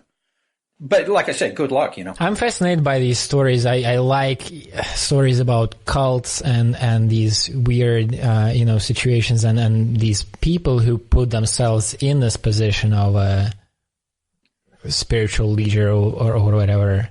There are two come to mind. One is just like a little anecdote from, there's a documentary called The Source Family. Have you seen that? Mm-hmm. I may have seen it like a few months ago, and I don't know if we're talking about the same one. So there's it's about this cult that formed in California, and it was led by a guy who legitimately was an interesting kind of person. He fought in the war, and he had a bunch of businesses, and I think he used to be a millionaire at some point, and then lost all of his money, and then got turned. Is this a guy who died with a hang glider in the end? That's right. Yeah. Yeah. Yes, I have seen that. Yes. So there's just a little kind of illustration of this dynamic that I found very compelling. So he, this grown man, and he looked kind of like almost like Moses, a beard and quite a presence, and he's had this whole life. A lot of experiences, and at some point he decided, I guess he got turned on to LSD or something, the counterculture that was happening at the time, and he started hanging out with young people, and somehow or other he decided to basically start a cult. They started a little restaurant that was also like all of the people who worked there were his followers, and he was their like a spiritual father or whatever. Yeah. And there's an interview with one of the followers who is still alive, and he's telling about his experience, and he talks about how he first appeared there, and he knew that there's this person. He didn't know much about him, but he somehow ended up like he entered the room where this leader, this father figure, was sitting on his throne or whatever. With his eyes closed, and he looked like a guru, and the guy says, I didn't know anything about gurus except that I heard that you're supposed to kiss their feet. Right. And so that's what I proceeded to do. I just approached him and kneeled and kissed his feet, and the guy was just sitting there quietly, silently, and when this kid arrived and kissed his feet, he opened his eyes and said, "Far fucking out." And that's such a beautiful illustration of, like, he built this thing, right? He created this situation. Yeah, right. And then he finds himself in the middle of it, right. And people are actually kissing his feet without him even telling them to do that. Right. Yeah. It's such a... And the other thing, there's also a movie called, it's called Kumare. Have you heard about this one? No, I haven't. That's also an interesting kind of story. It's this guy, I think he's from LA or something like that, but he's Indian by descent. And he set out to kind of make fun of this whole thing of people who are so gullible they'll accept whoever is their teacher. Yeah. And so he adopted a fake Indian accent, and he asked two pretty girls that he knew to be his entourage and, bow to him and show to everybody else that he's this great spiritual teacher. And very quickly, a group formed around him of people who were looking for this. And, it started as a fun joke for him, but then he realized, shit, there are all these people around me who actually have problems. And who actually responsibility. Right. And so what do I do now? And they're opening up to him and they're telling him, about their relationships or, psychological issues or whatever. And so he found himself in this situation. He got more than he bargained for. Yeah. And there are many, or at least like several, recordings in this documentary of these lectures. So people gather to listen to him. Yeah. And he talks to them in this fake accent, and he says things like,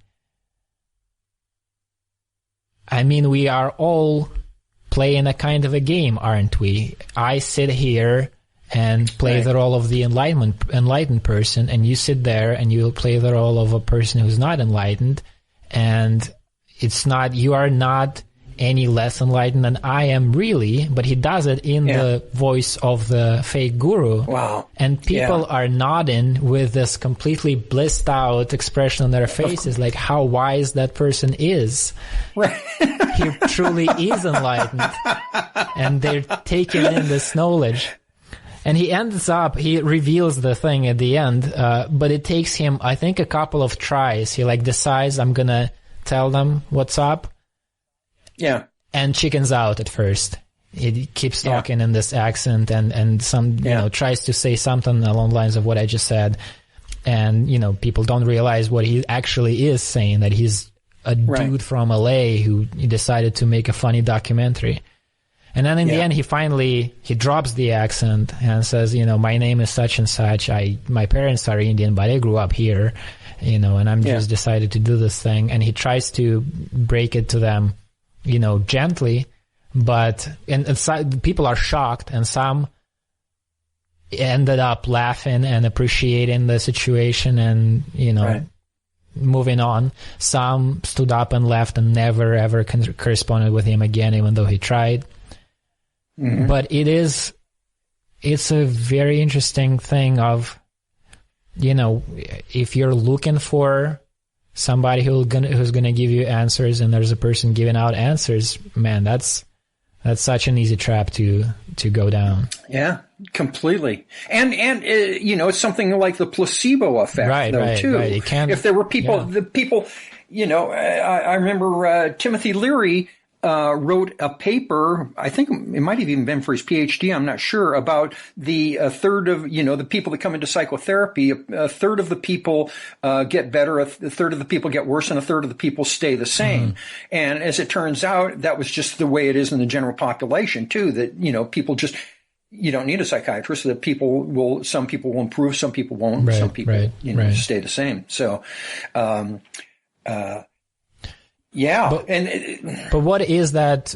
You said that in '86 or something, you did find yourself a teacher. So how does that work, and who that person is, and what does that mean? I was I was still plagued by the depression, severe depression from the whole experience that 12 years earlier. And I had been reading everything that I could get, obviously traveling around the world, seeking answers and all of that. And I finally found, one of my parents' friends turned me on to their psychiatrist, who was a psychopharmacologist who had helped her with her manic depression with psychotropic drugs. So I went to see him, and he got me on a drug called luteolmil, which is a tricyclic antidepressant that was semi-effective, really. But at any rate, during that time, and that comes up to play here in just a second.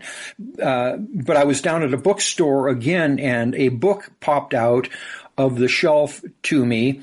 And it was called, to me, it looked like this hokey little book that was, like a rag, it didn't look like it had any legitimacy at all. It was kind of a new age kind of thing. And it was called The Mystic Path to Cosmic Power by a guy by the name of Vernon Howard, who lived in Nevada, in a little city down below Las Vegas. And I started reading it, and it's written in very simple terms that a sixth grader could understand. And it re-articulated everything that I had read and studied up to that point. It was basically, a non-dual mystical point of view is basically what it was, which is, as Aldous Huxley, was it Aldous Huxley? I can't remember. Yeah, I think it was him who coined the term the perennial philosophy, which underlies all the great world's traditions. It might have been religion. William James also. It might have, it might have been. Yeah, I can't remember who coined the term, or Houston Smith. I can't remember. At any rate, he was basically stating the point of view of the non-dual mystical school of thought and philosophy, and again, when I started reading it, it resonated so deeply within me because something in me recognized that truth, the deep truth in that. And like I said earlier in my discussion about my chaotic experience back in 1974, that I knew that the intellect I wasn't going to be able to extricate myself from the morass via my intellect, by my rational mind.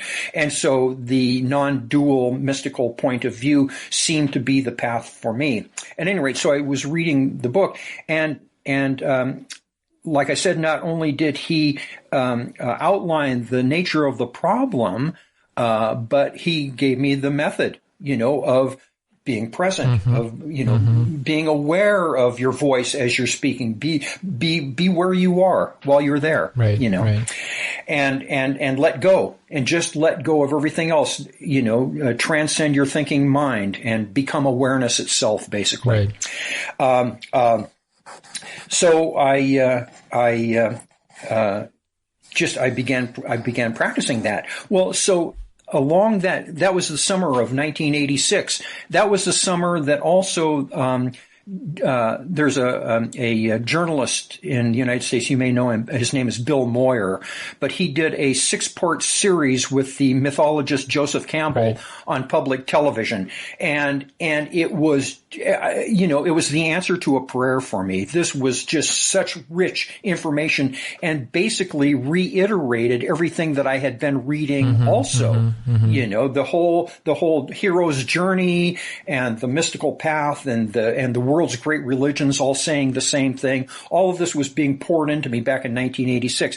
Plus I was on this antidepressant, so I was feeling kind of better, So about 2 months after being on this antidepressant, I said to myself, God, I'm going to smoke some grass and see what kind of effect that grass has on me now that I'm on an antidepressant, because I've had a love-hate relationship with grass over the course of my life. Sometimes it's really benevolent, and sometimes it takes me to a really dark place, Yeah, exactly. But nevertheless, even when it takes me to a dark place, it's really valuable because it forces me to practice even harder in just letting go and being present and coming to my senses, you know, and being present. So I use it as a sacrament. So I decided that I'm going to smoke some of this and see what happens. Well, so I'm writing in my journal. I'm writing along. And all of a sudden I was becalmed. I was made to be perfectly still. Nikita, it was just incredible. It was like I have never been so still in my life. I was made to sit in my chair and I was as still as concrete. There was nothing in me moving. And as I sat there, I closed my eyes and I felt as if I was filled with this golden light, and peace. And I was overwhelmed and washed over with these feelings of all the love that I had ever given away in my life, but was unable to accept in return by virtue of my unworthiness. And so all of this was washed over me, and I felt completely loved and accepted and completely calm. So that night I went to bed and I fell asleep, and in the middle of the night I had this dream, and it was me and 6 other people, and we were wrapped in this. It wasn't a lucid dream, but it was every bit as real as a lucid dream, only more so. We were all wrapped in this light. It was like a blanket made out of electric blue light, and this blanket emanated these beneficent feelings that were pure love. The feelings, the sensations were nearly palpable. It's like being on the edge of an orgasm, only times 100.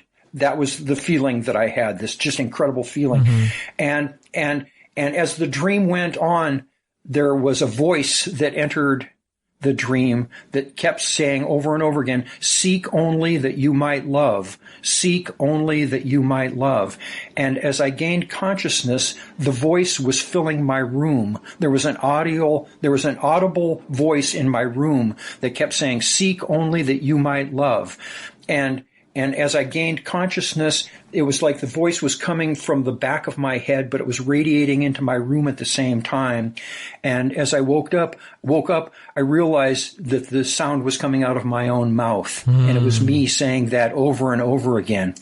And so the next day, and this electric blue light was just indescribably delicious. And so the next day I went to my mailbox, and I opened my mailbox, and there was a piece of electric blue paper, 11 by 17, and it was the first newsletter that the Seattle chapter of IANS, the International Association for Near-Death Studies, had put out. They sent me a copy, and written on it was excerpted Marilyn Ferguson's book, The Aquarian Conspiracy, describing how people come to the spiritual path, and talked exactly in terms of what had happened to me the night before and the dream that I had. Wow. It was incredible. It was stunning. And so ever since then, that's been the goal on the path, just attempting to transcend my notion of self, to become awareness itself, because to my mind, awareness, the awareness that I have is the same awareness that you have. It's the same consciousness. It's like we're 2 movie cameras observing something from 2 different points of view. Yeah, exactly. So it's not different. So the whole trip for me has been to attempt to transcend my notions of self to become awareness itself, which is God, which is love, in my opinion. And from everything I read, that's what all the mystical masters and the spiritual gurus and the spiritual teachers have been trying to teach us all along. Wow. And good luck. It's daily toil. And some days are easier than others. Right. And then there are those other days when the whole thing is a complete solipsistic nightmare. Right. That's interesting. Yeah, because there's not a substantive difference between these 2 perspectives, right? The solipsistic nightmare. Exactly. or it's all love and God creating this reality out of it. I wanted to ask you about this. I feel like, there are a bunch of metaphors that seem to make it easier for me to understand this dichotomy between the negative and the positive. And it's like, one, for example, is children at play. Like when I'm thinking of my childhood, when the games most of the games we would play, there are games with rules. You play soccer or whatever, but most of the day is filled with, you're just wandering around, there's a group of friends, and you're coming up with things to do, right? And many of these games are kind of social, and the rules are fluid, and it's all make-believe, right? Like, you're aware it's a game. You're making it up. You made part of the rules yourself just now. Yeah. But it's great and benevolent and exciting and compelling for a period of time, and then it gets dull or boring or not compelling anymore. Right. And to me, the answer is in participation, right? So a game that's boring, if you're playing a game of that sort that is being invented as it is being played, and it's starting to be depressing or boring or not compelling, then you can change that by changing the game. By being a participant, an active participant in creating this thing. Exactly. Right? Yeah, I'm with you. It's a similar thing with any sort of a creative process. If you're, I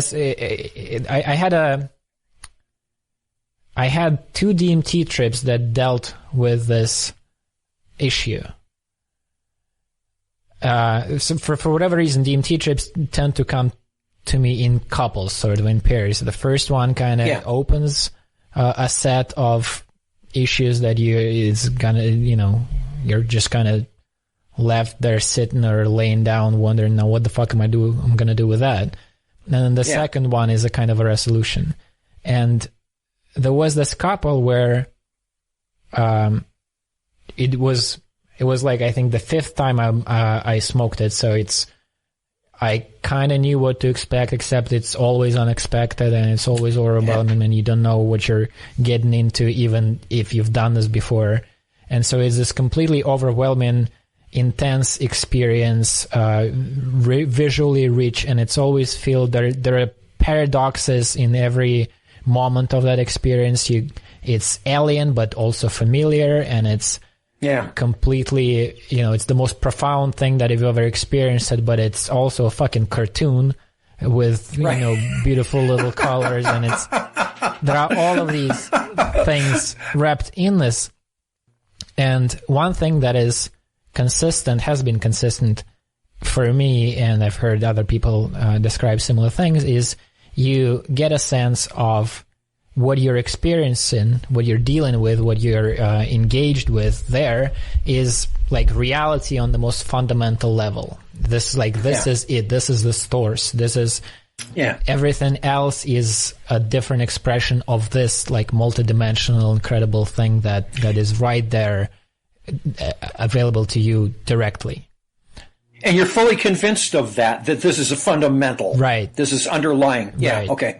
And so so I'm in there, and in that particular moment, it's all words that I'm putting on the experience afterwards. Sure. It's not. Yeah, of course. It's not close to actually saying what it is, but it's as close as I can get to. Yes.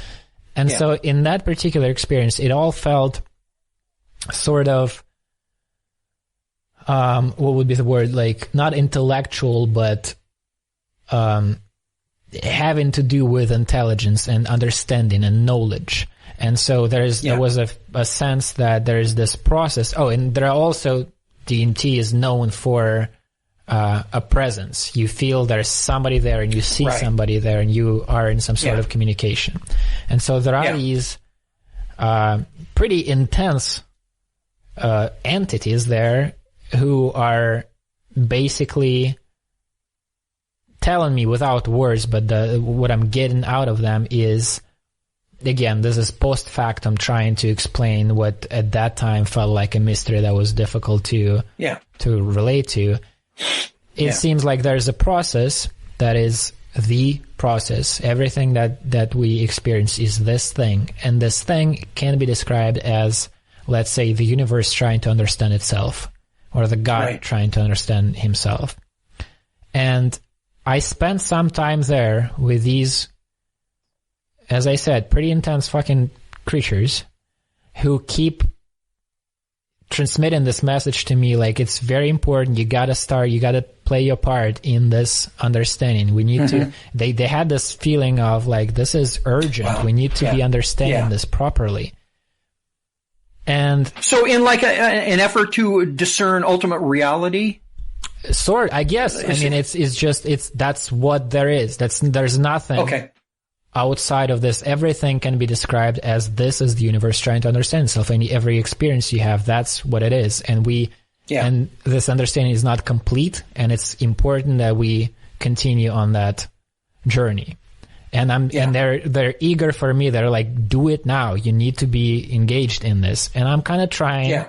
And at moments, I kind of start to make progress, and I even go like, oh yeah. And then a second later, I go, no, wait, I'm not understanding. And I'm fluctuating in this space. And then by accident, or almost by accident, something happens. I've heard before, I really like Terence McKenna and his speeches that he's delivered. And he said that what has happened has been his experience with, I think he was talking about mostly mushrooms and maybe DMT, is that he makes noises. He goes into this, like, he does it by himself so that he, you know, people don't get too concerned about his state, and he doesn't look like a madman. Right. And he does this like glossolalia thing. He just makes what sounds like speech, except it's not any particular language. And that's what's happening on this level, where you know, if you would observe him while he's on DMT, but in that space, he had this whole experience. There were these people, these entities that he was engaged with, wanted him to make these like multidimensional, transdimensional objects made out of meaning and love, or whatever his thing is. But so there was this, I knew that this guy starts saying things. There is something about voice. There's something about sounds. And at that time, in my experience, in that trip, I was not aware that I even have a body anymore. I was so overwhelmed with this thing, which is, again, common. But I guess there was like a shadow of that thought in the background of my mind, and I guess I have been making some sort of a noise during this thing, and then almost by accident, I changed the tone of that noise. I started humming lower with a lower frequency, and at that same moment, I realized that I do have a body, and I realized that because I noticed that my attention in the body went lower from somewhere, I don't know where exactly, but from, let's say, the chest level or the head level or something, it went lower. And then the whole thing changed. The whole trip changed completely. And the change was that I found myself in a different place that also felt like this is the fundamental reality. Yeah. This is the only thing that's happening. But that place did not have any of that knowledge thing going on. Instead, we could be described as the only thing that's happening is the universe is making love to itself. Everything can be described through metaphors of love and sex. And it's, you know, there's a pull and a push, and everything is some sort of a movement that can be. And that place was much more comfortable. There was none of this intensity from the previous realm. It was nice. It was there was also an entity, somewhat similar to. I later tried Googling deities from different religions to see whether I can find an image to compare this to. There are some in Hindu mythology. There was this. It's fiery, and there's this female entity that was kind of dancing in the flames. Yeah. And that place was much as I said, nicer, much more pleasurable. But after a certain point, and I forgot to say that this change when I left the first place, it was accompanied by a sense, it felt like I was not convinced, right? I was in that process of, you gotta understand this, we gotta understand it's very important, we need to understand this. And I felt like something's lacking here. And I basically left looking for something different, for something I was not, and there was also a feeling of, if I stay there for too long, there might be a point of no return, and I'll be like those entities, and there will be nothing except for this view. Right. And so suddenly I realized I found myself in this other place,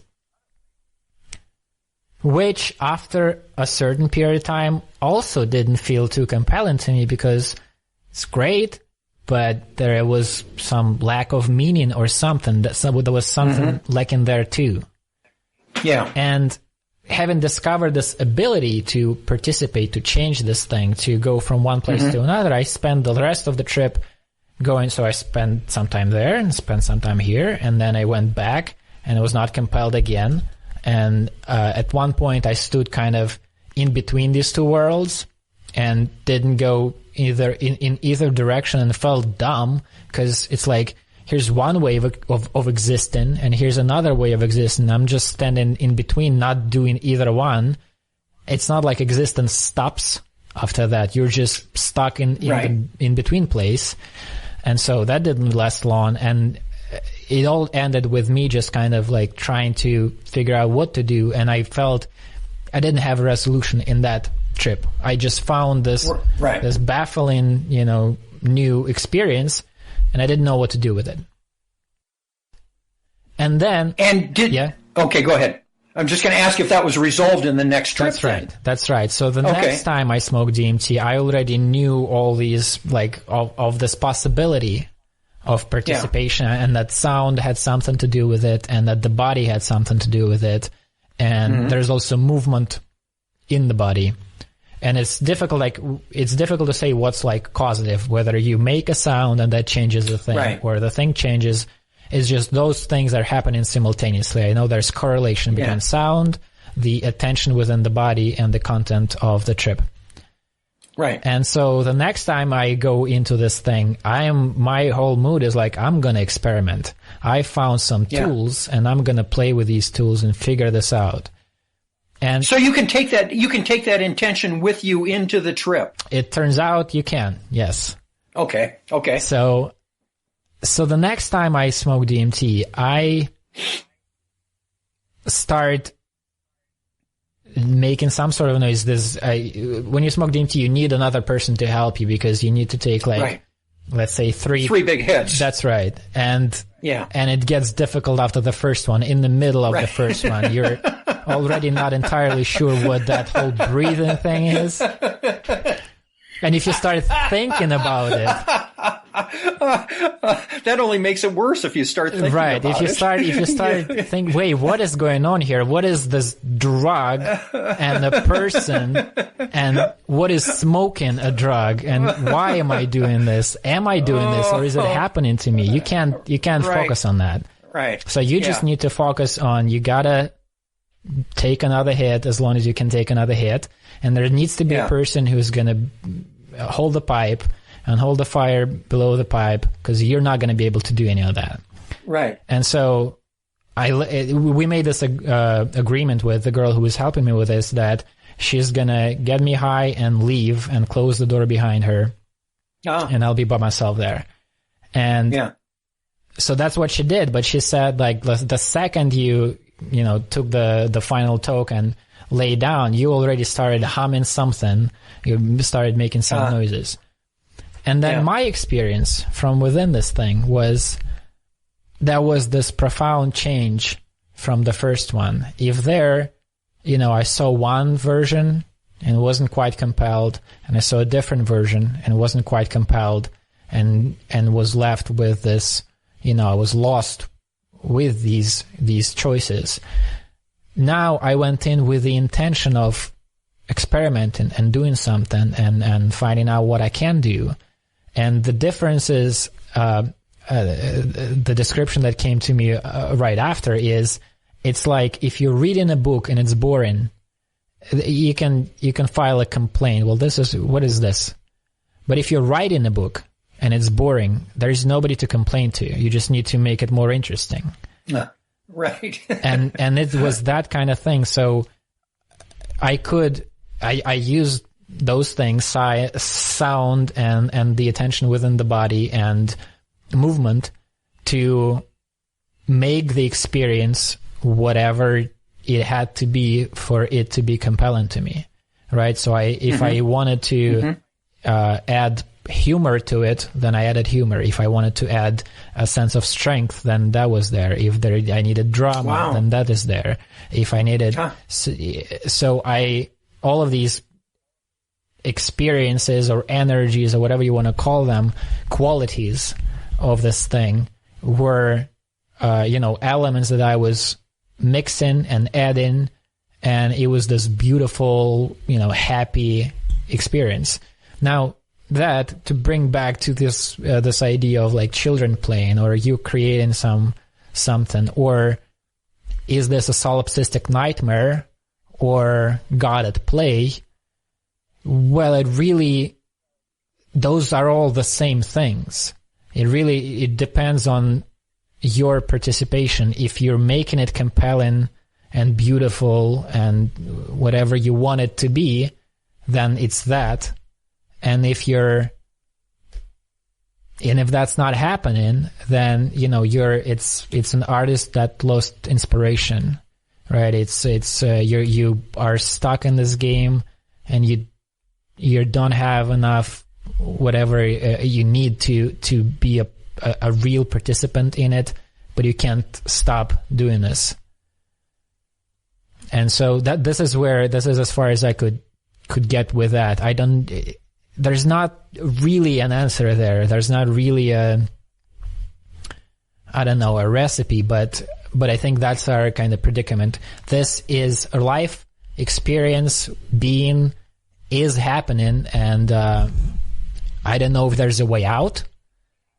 Yeah. Right? I guess that might be what Buddhists are seeking, to either be free from this world of illusion, or to realize that the world of illusion is also the beautiful, pure, blissful consciousness. In my experience, I haven't experienced that. In my experience, it just keeps fucking happening. And then the question is only, how do you act within it? How do you participate, engage with it? And that's something that you can. There is a little bit of a leeway there, and you can find a way of engaging with it that's not dreadful. Yeah. There is the gravity, though, of the ennui, or the gravity of the depression that seems like to have a stranglehold on me sometimes. I mean, there are many different ways in which I'm called and that I can participate to make it a creative universe. But there are those days when I am just, when the darkness is upon me, that I don't want to do any of them, that nothing calls to me. And of all the things that I could do and all the creative endeavors I could participate in, none is going to be satisfactory. It's going to be in that middle place that you were talking about, of going one way or the other. And so I think, I don't know if there is an answer, but it would seem to me that and I'm just wondering if being passively aware is to participate, even though it seems like we're not. There are periods of fecundity, when everything is rich and you're producing all that. And then there are the ebbing times when you're not producing and not so engaged in all of that. And, it's one of those cyclic things, just like all life is full of cycles. This may just be one of the cyclic things that we have to just allow that to come back into the periods of fruition again. I'm not sure. I don't know. Well, that would be in my blueprint of a religion or cosmology based on that notion of Toska. That would be the practical dimension of it. As I said, Toska can be a longing for something, or it can be a longing without an object. And one way, right, exactly. One way to look at this longing, the universal longing, is, let's say it's a longing of an idea to be expressed, or of matter to be inspirited, right? It's it might be a kind of a if we take a love metaphor, the spirit and matter, let's say, are in love and separated, and they're missing each other and longing each other. Yeah. Or all of these, you pick any dichotomy you want to use, and then if we take that approach, then when that is happening, when this longing is happening, well, you don't get distracted from it. Just let it be, because that's love. Yeah, that's part of it. Right. That's missing somebody you love is part of love. That's not something to. It's not like you want in a loving relationship, you want just the beautiful happy parts when you're watching Netflix on a couch. Right. You also want to ignore, to dismiss, to not be willing to experience the heartache of love is to diminish the feeling. And so I agree with you there. If you are experiencing this sadness, then just experience the sadness. It's part of the thing. And in my experience, that is practically the right approach.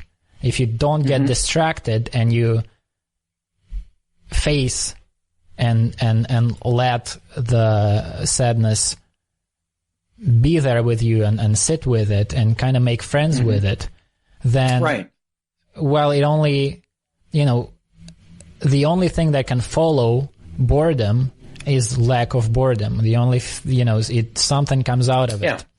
It's you sit, if you're not compelled with reality and you don't distract yourself with, YouTube or drugs or something else, you will, a moment will come when something comes out of you or comes towards you that will make this reality more compelling. And that's that ebb and flow that you're talking about.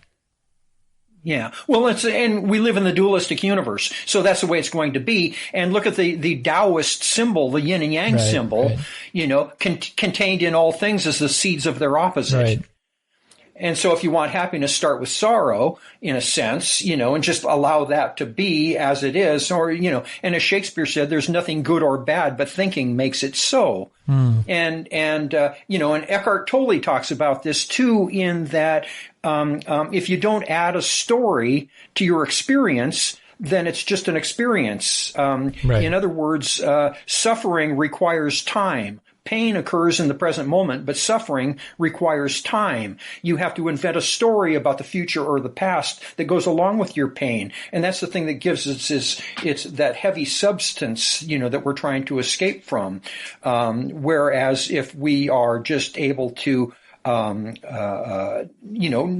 add a story to our pain, but just experience the sensations of the pain itself, it tends then to dissipate and to move on to something else. Or change. And again, yeah, exactly. And change is the only, is the only constant in the universe, as Heraclitus said.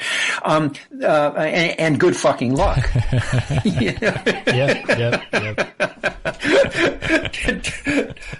Totally. But to find,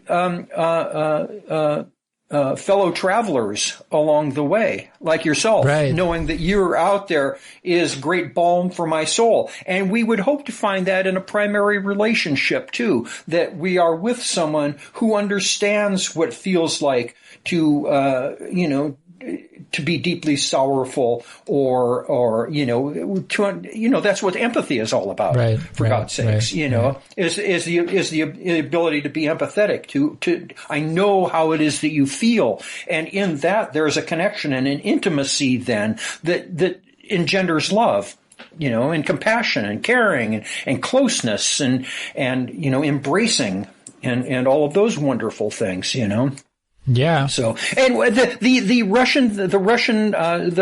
noble sadness. Are you familiar with the term homesickness?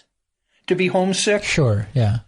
It's like, to miss your family or whatever like that. Yeah. Can you liken that to homesickness? Is that like, does that feel like that too? I'd say it's similar. Yeah. In my, various attempts to approach the subject, one of the kind of metaphors that I came up with is, again, if we use this dichotomy between matter and spirit and look at what we are children of these both worlds. If we do imagine two worlds, the Platonic world of ideas where it's just, I'm not actually that versed in Platonic thought, but I kind of conflate the world of ideas and, let's say, pure consciousness.